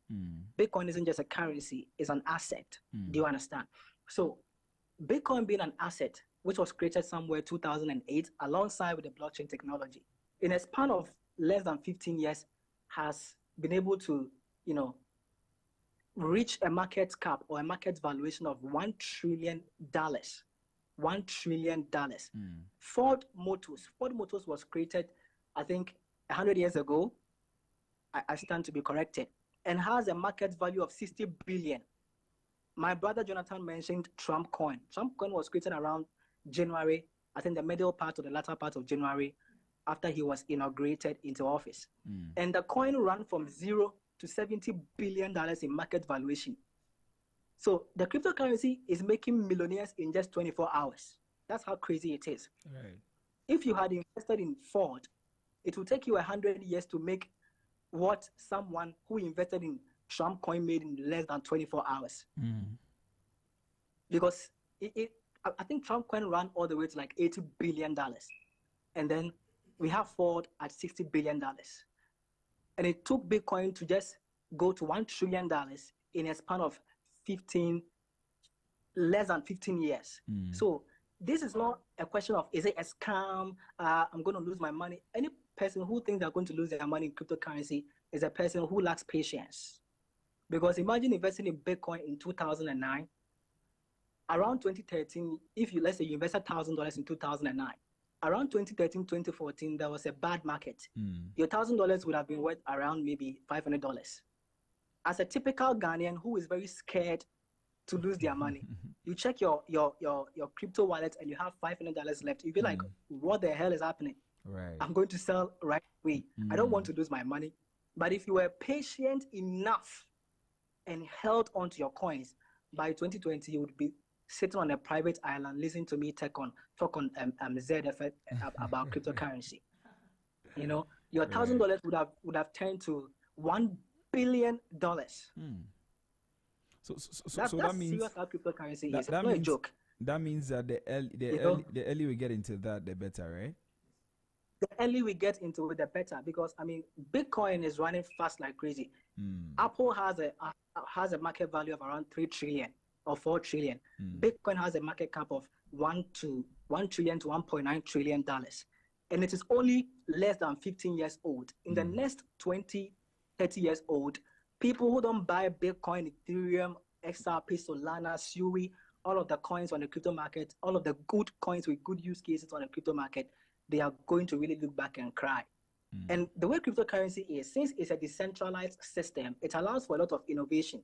It's like an innovation that harbors other innovation. You know, you heard of Facebook trying to build metaverse. They changed their name to Meta. The VR innovation, where people can get in this holographic atmosphere or society and have meetings and all of that. You have dApps or decentralized app on the crypto network, like decentralized Mana. The token name is called Mana, decentralized Mana, which is built for something like Meta. You see, so whatever exists on Web 2.0, which is the current internet we have now, the same thing exists on Web 3.0, which is the cryptocurrency version of the internet. And there is the AI revolution. There are cryptocurrencies which have built AI tech. There is a cryptocurrency called Nora. Nora's AI use case is for mental health. You know, and there is AI called Swamload.ai. Swamload.ai is AI agent that can build you a website in a matter of seconds. You don't have to do anything. You simply have to write a command and deploy. So, and the fastest place that the AI revolution is growing is on cryptocurrency, no doubt. If you check Google right now, which financial industry is heading the AI revolution right now is crypto. No cap. Everybody's going to tell you it's cryptocurrency that is heading the financial revolution right now. Right. So for Ghanaians to just sit back and be like, it's a scam, That's a backward way of thinking, because Ghana, we are not so technologically oriented like that. Cryptocurrency is like the industrial revolution of the mid 18th century. And the country that became very rich in the mid 18th century was Britain. Why did the British become very rich? Because they caught onto the industrial revolution, and the pivot of the industrial revolution was steam, the discovery of steam, steam industries, trains using steam-powered engines, and they wrote the trend. They just wrote the trend. So Ghana doesn't have to do much. We don't really have to understand a lot of technical analysis. You just have to pump money into Bitcoin and forget about it for the next 5 years and hold it. It is bound to go up. It's not going to come down. If it comes down, it is just reacting to information. And it is also reacting to market uncertainty of people, panic and fear. And people's impatience. People who can't hold on to an asset for a long time. Because there was a guy who bought $200 worth of Bitcoin in 2009 and sold it for pizza. That $200 today is worth $200 million. It's the most expensive pizza ever bought in human history. Right. You get it? Yeah. So we don't have to do much. We simply have to adapt and ride the wave. Okay. Adapt and ride the wave. It's not a technology that is going to give people just financial freedom. It's going to give countries financial freedom, especially Africa. We are going to be free from this IMF influence, neo-coloniatic way of enslaving countries by giving them loan. The Bible, there is this verse in the Bible I like very much. It said, the borrower is a slave to the lender. If Ghana can buy, let's say, $500 million worth of Bitcoin instead of using it for a national cathedral, $500 million worth of Bitcoin, leave it for the next 10 years. Ghana can make a 10x return on that $500 million, and we will have $5 billion of Bitcoin in reserve. $5 billion worth of Bitcoin in reserve, and that will strengthen the Ghana economy a lot. We wouldn't have to depend on IMF and all of these international aids for sustenance. We will become free from the influence of the Western world and the Eastern world. We become very, very free. The Western world is controlling Africa and Ghana as a whole because we are poor, and we are lacking innovation. So we need people in the powerful places, financial powerful places of Ghana and Africa to advise the leaders. Say, hey, you know what? El Salvador just bought $600 million worth of Bitcoin, and those guys are swimming in profits. Now, cryptocurrency makes up 1.49% of the El Salvadorian GDP. You get it? So Ghana not catching up to this trend, we are just joking, and we just want to lag behind. That, I think, is not a problem of technical analysis. It's a problem of backward thinking and fear. The difference between a Ghanaian man and a Nigerian man is that when you offer an opportunity to a Nigerian man, he grabs it. He doesn't care about the risk and all of that. He grabs it, even though risk management is very important. But Ghanaians are always looking for the downside of the thing, so that they can say, oh, the thing is a scam, it's all of that. Come on. Everything has a downside. Right. Facebook has a downside. Amazon has a downside. The stock market has a downside. Okay, there was a real estate bubble in 2006. The stock market crash and all of that. Everything has a downside. But there hasn't been a major crash in cryptocurrency. We said there was a major crash where everybody went zero. It never happened. Right. One thing now, Warren Buffett said something. He said, unless I sell, then I've lost. They asked him, Warren Buffett, you are down $10 billion on your portfolio. And he said, I haven't sold. Until I sell, then I've lost money. When the coin goes down, you don't have to sell. Just hold it. It always happens. It's just like life. Life goes up, it goes down. It goes up, it goes down. It's the same philosophy that applies with trading. I always say that virtues are more important in trading than technical analysis. Psychological virtues, patience, observance, and holding on to your conviction in the project you are investing in. Give it time and let it grow. Forget about all the news and the negativity of people. Just buy the thing, hold it, and strengthen your conviction. That's what I think I want to add to what Jonathan said. Wow, that's a lot of information there. Yeah. Well, exactly 27 to 9, and this is Business Breakfast on Zed 101.9 FM. Now, this morning we're talking about cryptocurrency. Is it the future of finance, or it is a passing fad? And I'm speaking to two gentlemen. I have King George, who is a crypto expert. He's joined me over Zoom, and also Jonathan Kwe, who is also a crypto expert. He's in studio with me. We're going to go for a quick break. When we return, we get to understand how it is in the Ghanaian market, and also whether it is indeed the future of finance. Stay tuned. Have you heard the buzz about fintech lately? It's not just a trendy word, it's a revolution in the world of finance. That's right. Fintech, short for finance and technology, is all about using innovation to make financial services faster, smarter, and more accessible. Think mobile money, digital payments, crowdfunding, and even cryptocurrency. These aren't just payment buzzwords. They are tools shaping how we save, spend, and invest. And Ghana is leading the charge in Africa. That's why events like the Ghana FinTech Awards are so important. They celebrate the innovators driving this change. This year's theme, building trust in Ghana's digital economy. The essential roles of cybersecurity and data privacy couldn't be more timely. It's about ensuring, as we innovate, we also protect and empower users. Absolutely, Benjamin. Trust is the foundation of any digital economy, and cybersecurity and data privacy are at the heart of that trust. And you can be a part of this all-important conversation. Join us for the 4th installment of the Ghana FinTech Awards on Saturday, the 1st of March, 2025 at the stunning Labadi Beach Hotel. The event starts at 5:30 p.m. and trust me, it's going to be an unforgettable evening of inspiration, networking, and celebration. Tickets are available at www.ghanafintech.awards.org. Whether you're reserving a seat or securing a premium table for your team, you don't want to miss out. And if you want your brand to shine among industry leaders, sponsorship opportunities are still open. Contact Christina at 059-838-5685 or email her at christina@ghanafintech.awards.org for details. So mark your calendars and join us as we celebrate the visionaries shaping the world of finance. Because when innovation meets trust, the possibilities are endless. We can't wait to see you there. I'm Yairaike Ofori. And I'm Benjamin Aka. We'll be your hosts for the evening. Let's build a safer, stronger digital economy together.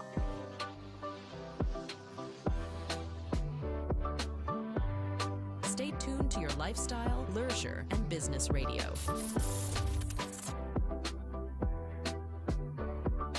Zed 101.9 FM.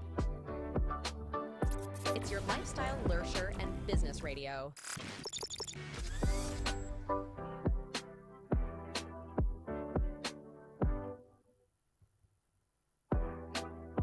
Stay tuned to your lifestyle, leisure, and business radio.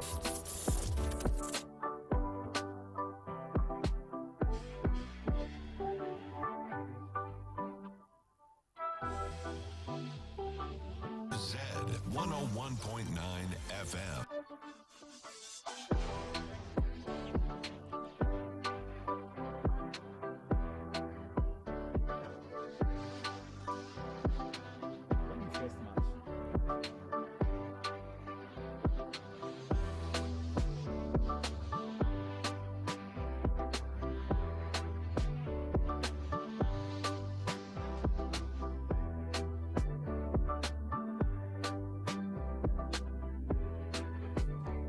Right. Thank you very much for staying with us. Now, Ghana's biggest fintech celebration is almost here, and is the 4th edition of the Ghana FinTech Awards. And it's happening on the 1st of March 2025 at the Labadi Beach Hotel at the SAP Pavilion. And you can't afford to miss that. The Ghana FinTech Awards is happening on the 1st of March 2025 at Labadi Beach Hotel at the SAP Pavilion. And this year, we gather under the theme Building Trust in Ghana's Digital Economy, the essential role of cybersecurity and data privacy. And it is said to be a night of excellence, recognition, and high impact networking with the biggest names in fintech and banking. Now the tickets are selling very fast. Regular VIP and VVIP tickets are available. You need to just secure your spots now. All you have to do is to call 059 839 8685. 059 8385 685, or visit www.ghanafintech.awards.org to book yours today. Now, if you want to position your brand at the forefront of fintech excellence, sponsorship opportunities are still open at the award ceremony. Partner with them and showcase your leadership in Ghana's digital finance revolution. Well, of course, red carpet starts at exactly 5:30 p.m. So make sure you be there and follow the buzz with the Ghana FinTech Awards hashtag and also hashtag FinTech Excellence. So don't just hear about it. There's a Ghana FinTech Awards happening on the 1st of March 2025 at the Labadi Beach Hotel. Please be there. Stay tuned to your lifestyle, leisure, and business radio. Zed 101.9 FM. Well, 20 to go to the top of the hour, and this is Business Breakfast on Zed. And this morning, we're talking cryptocurrencies, whether it is a passing fad or the future of finance. And I think it's been established as a future of finance, but we're going to also go deeper into that. And I'm speaking to two gentlemen. Jonathan Kwe, who is a crypto expert, is in studio. He focuses on developing blockchain itself, and he's in studio with me. And also joining me over the phone, over Zoom, is King George Boahin, who is also a crypto expert, and they are making me understand some of these things. And so we're getting back into the conversation now. King George, let me come back to you, Jonathan. Yes, sir. Now, Jonathan, now what are the biggest? I mean, in Ghana, a lot of people have raised concerns about cryptocurrency. Some say that it's a Ponzi scheme, a tool for criminals, and you guys have made me understand that it is not a Ponzi scheme, of course. And you said something. You said what goes up surely comes down, and what comes down surely goes up. Yes. And so there's that volatility, yes, exactly. Isn't it? It's right. volatile. Okay. Right. Now let's get into some more details on that. Would you say that it's a good investment or it is too risky?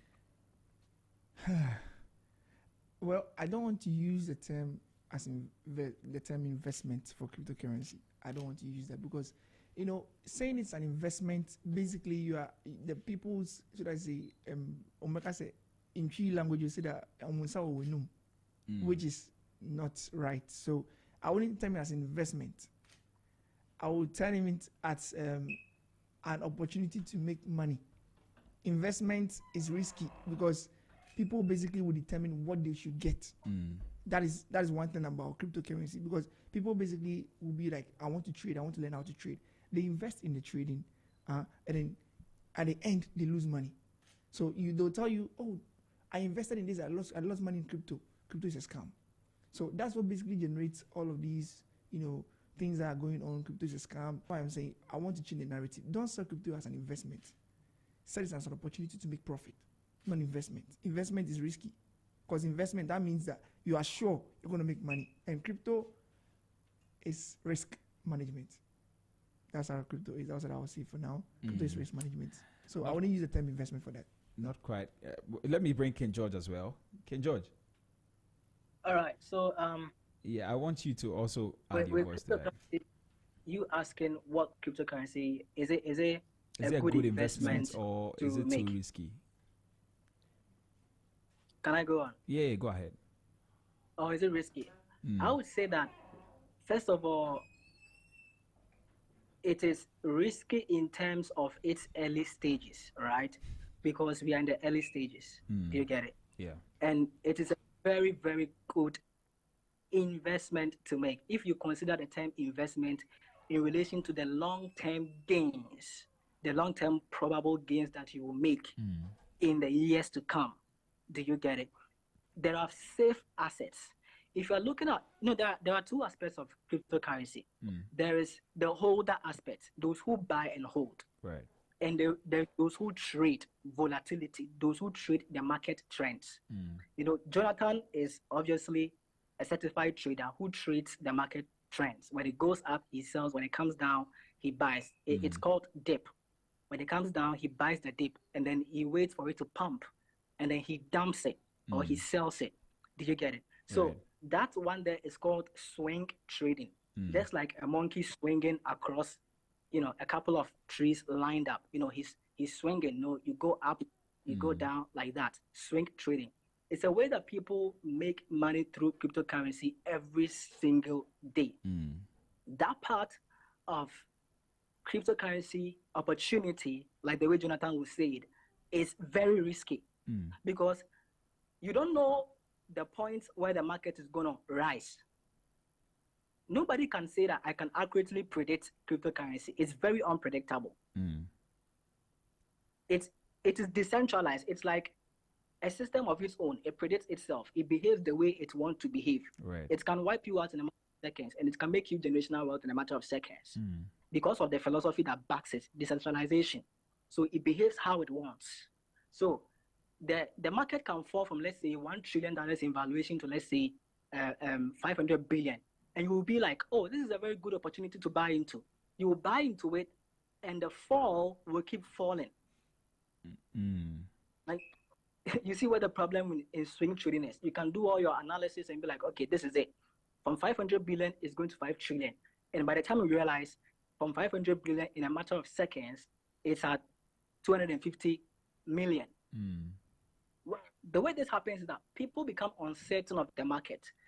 How is it that an asset with a value of 1.9 trillion comes all the way down to 500 billion? So people now begin to be afraid. So there's something we call panic selling. Okay, they begin to be afraid. They panic sell, and then there is a lot of sell pressure. There is a lot of sell pressure, and the market makers, the people who provide a lot of liquidity and have a lot of impact on the market, they also sell because people are uncertain. If it has moved from 1.9 trillion to 500 billion, what if it goes down to 250 billion and I lose my money? Or maybe it can go from 500 billion to $2 trillion. So people don't know whether it's going to go up or it's going to go down.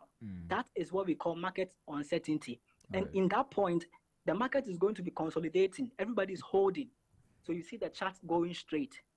It's not going up, it's not going down, or it's going to be at one point because people don't know what they do. And then finally, when a major market maker, someone who owns a lot of shares in that particular asset sells, now everybody begins to panic and say, okay, now what? I don't want to lose any more money. I don't want to be wiped out. I don't want to be, the term we use is liquidated. I don't want to be liquidated. And they sell all of their tokens. And then the value of the token begins to go downhill real fast. This is where the magic ends. This is where the magic starts. When the value of the token begins to go down real fast, it means that the price of the token becomes cheaper. And the number of shares you could have owned at a $250 billion valuation becomes more as compared to the number of shares you could have owned at a $1.9 trillion valuation. If you were owning 100,000 shares at $1.9 trillion valuation, you will probably get $1 million shares at $250 billion valuation. So this is when people who understand how the market works, what goes up comes down, what comes down goes up very, very, very higher than where it used to be. And then they buy a lot of tokens, even more than what they used to own. They take advantage of the people who have sold, the panic sellers. And then they buy a lot, and then they rise to the top. So when they start to buy, now there's a lot of buy pressure. So now the coin begins to rise, and now people are afraid of missing out on the uprise. They're like, wait, what if it goes back to $1.9 trillion? I'll miss out on all the capital gains. And they'll be like, okay, now since it's about to go up, I'm going to buy into it. A lot of people start buying into it. You see all over the news, Bitcoin is going to rise again. Bitcoin is going to rise again. And there is that thing that is called fear of missing out. People are afraid of missing out. FOMO. So they FOMO into the coin, they pump the coin to the top, and people make profit. So the people who were able to stay when the market went down till when it went up again, they are the people whose patience gets rewarded. There is a saying in trading that the market is a machine to take money from the impatient and give it to the patient. You know, I see. You can do swing trading, Right. but the amount of money that someone who is holding a token can make, a swing trader can make. There's a token called Shiba Inu, which was launched in 2021. If you had invested $10, by now you would have $15 million. You know, and imagine the people, and I think around 2022, the coin went down. It was so undervalued. It wiped a lot of people out of the market. Imagine the people who didn't buy back, or the people who were so afraid that the coin was going red and they sold. All of those people missed out on generational wealth. So the market is going to test your fears. It's going to test your patience. It is going to shake you. It's going to try and shake you. But you have to hold on to your conviction. You buy, you hold, don't sell. Okay, so because you believe in what the asset can do. Right. So you advise that we should go into long-term holding than short-term trading. I would advise you should go into long-term holding because I mean, how long did the Industrial Revolution last? Almost 100 years. Right. Okay, so imagine the British people investing in train, the invention of the innovation of steam-powered trains. 10 years into the Industrial Revolution, other countries will be like, "What you are doing? You are making a mistake. You are investing into a bad thing." It's like the way pastors used to say in Ghana that Facebook was evil way back in the 2000s, and now they are all using it. A lot of people are going to say a lot of negative things. Don't buy Bitcoin and hold it. Buy and sell as soon as you make a little bit of profit. People are making millions of dollars. 13-year-olds are making millions and millions of dollars in cryptocurrency. There was a 13-year-old who was pitching Bitcoin way back in 2009 when Bitcoin's price was at $8. Now it's $100,000. That guy right now is a multi-billionaire. He held it for 9 to 11 years, for long term. 9 to 11 years. All the billionaires in Bitcoin right now are people who understood patience and they held it for a long time. If you swing traded it, you are at a loss. I see. Okay, let me come to Jonathan. Thank you very much, King George, for that. Let me come to Jonathan. Now, Jonathan, you said you have something to add. Yeah. So to add to what my brother just said, I mean, you could bear with me that one thing about cryptocurrency is that you have to understand two things. One, be patient, and two, avoid being greedy. One of the things that basically influence our liquidation in the market is greed. You make money and then you want more. You will not stick to what you have, you want more. So I always tell people, if you're able to make at least $15 for 31 days in a month, right? 31 days. How much is that? Each day. How much? You're making how much? $30. Or let's say $15 a day for 31 days. How much is that? $15 a day for 31 days should be $465. Isn't that good enough for a salary? Of course. For a startup. I always tell people, times 15 control your level of greed. Times 15 because of the dollar. Times 15, yeah, tell me. So times 15 is 6,975 Ghana cedis. Is that the average salary of a Ghanaian? No. Last time I was checking, the average salary of a Ghanaian is 2,500 Ghana cedis. That's like almost like $150. Why don't we work this way? Understand how the cryptocurrency works.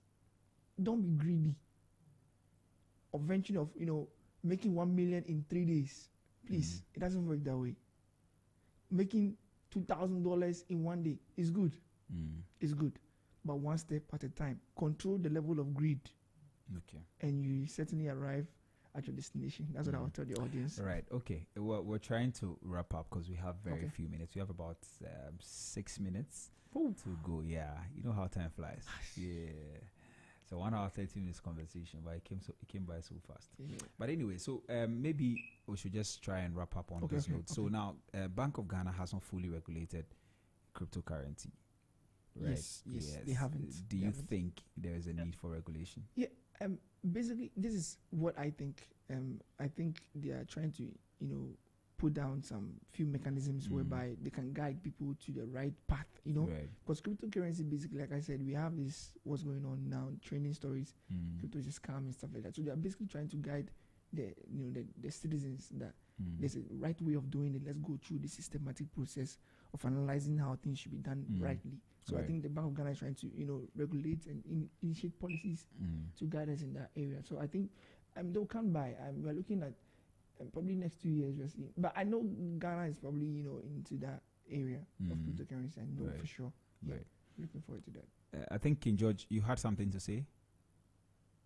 Yeah, I think the regulation that bank is going to do is very good, but we should also be careful, with the too much power that they are going to exert on crypto in terms of taxes, because regulation also has to do with taxes, capital gains tax, which means that if you make $1 million in crypto throughout the long term, Bank of Ghana can tax you, right?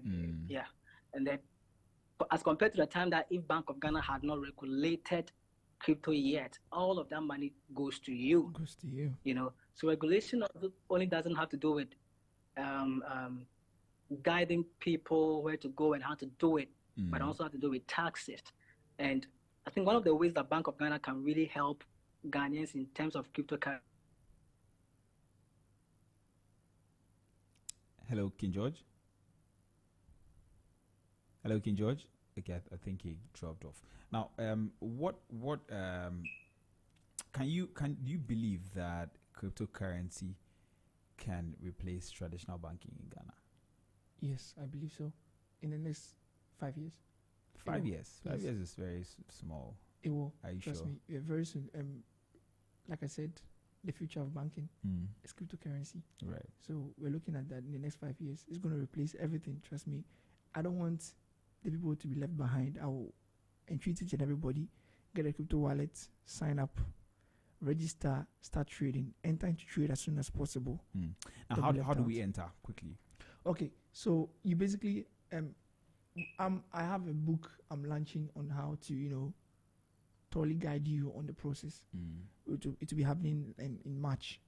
We're looking at March. So basically, I'll drop my number, my phone number, and everything. So we'll take people through the systematic process of analyzing how things should be done rightly, so you can understand the concept very, very well. Generally, apart from not coming, if I'm not coming to your class, you're not coming to my class. Okay, so sign up to any crypto broker, Bybit, Binance. Get your ID card, buy some USDT from there. Right now, how much is it? How much do I have to invest?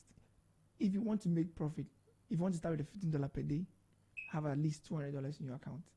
Also, you have to buy. Yes, buy enough USDT of worth $200. Sorry. $200. Yes, invest in that, buy it, and start trading from there.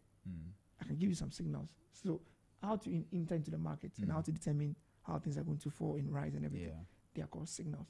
Oh, okay. So they give you the exact price of entry and exit. Mm. So these are signals. So basically, I can help with that. Right. Not all the time, just once. Well, you should be able to do that all the time. I'll try. Right. They're expensive. It's not cheap. So they're expensive. Now, do you see Ghana launching its own central bank digital currency? Yes. Like Nigeria? 5 years. In 5 years, Ghana will do that. Yes. Write it down. I see. You can mark today. What's today's date? Today's 25th. Oh, I think our brother is back. King George, you're back. Okay. Yeah. So, like I was saying, in 1 minute or two. Yeah, in 1 minute. Yeah, in 1 or 2. So they can also create like a strategic crypto reserve for Ghana. Something. Like we didn't talk about stable coins, but if we had got into it, I could have explained. I would have explained how it would help with the regulations, and make Ghanaians have more hope in the government with regards to crypto regulations.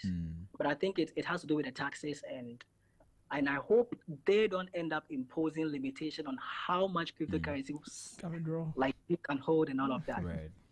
Because regulation comes with a lot of control and influence from the central banks. Okay. And in some way it's a con against the crypto philosophy, but another way it's a positive thing. Right. Okay. Now let me hear your final thoughts. In 1 minute.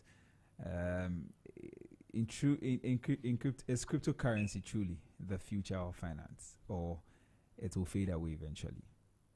Cryptocurrency is 100% the future of finance. I love that. It's not just finance, it's technology, and you are investing in a scalable, higher, efficient version of the internet, which is Web 3.0.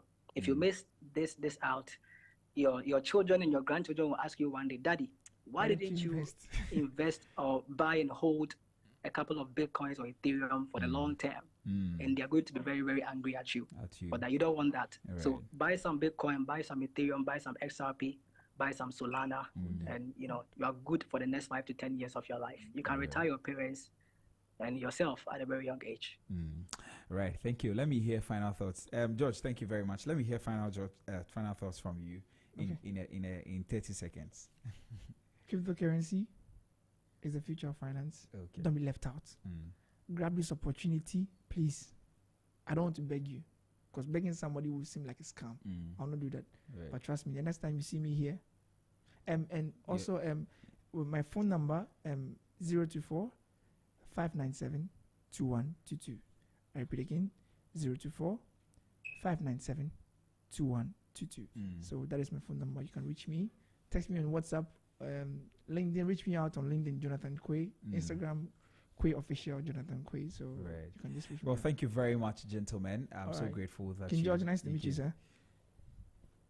Hello? King George, thank you very much. Thank you very much for joining. You're welcome. All right. You're welcome. We're grateful Thank to you for having us too. All right. Well, that's how we wrap up today's conversation. We've been talking we've had a conversation on cryptocurrency, on whether it remains a fascinating, whether it is the future of finance or whether it's a passing fad. And cryptocurrency remains a fascinating topic, and whether it's a future or the passing trend, understanding it is very crucial. So make sure that you go grab some knowledge on that, and let's meet at the top. Thank you very much for staying with me right from 6:15 till now. It's been a great Tuesday edition of the Business Breakfast on Zed, and we're back again tomorrow at exactly 6:15 for very interesting conversations. We're most likely going to talk about forex trading tomorrow, so make sure that you tune in at the same time, and let's enjoy. My name is Nietzsche Hammond. It's been great being with you right from 6:15 till now. We're back again tomorrow. Enjoy the rest of your day. 6:15 till now. We're back again tomorrow. Enjoy the rest of your day.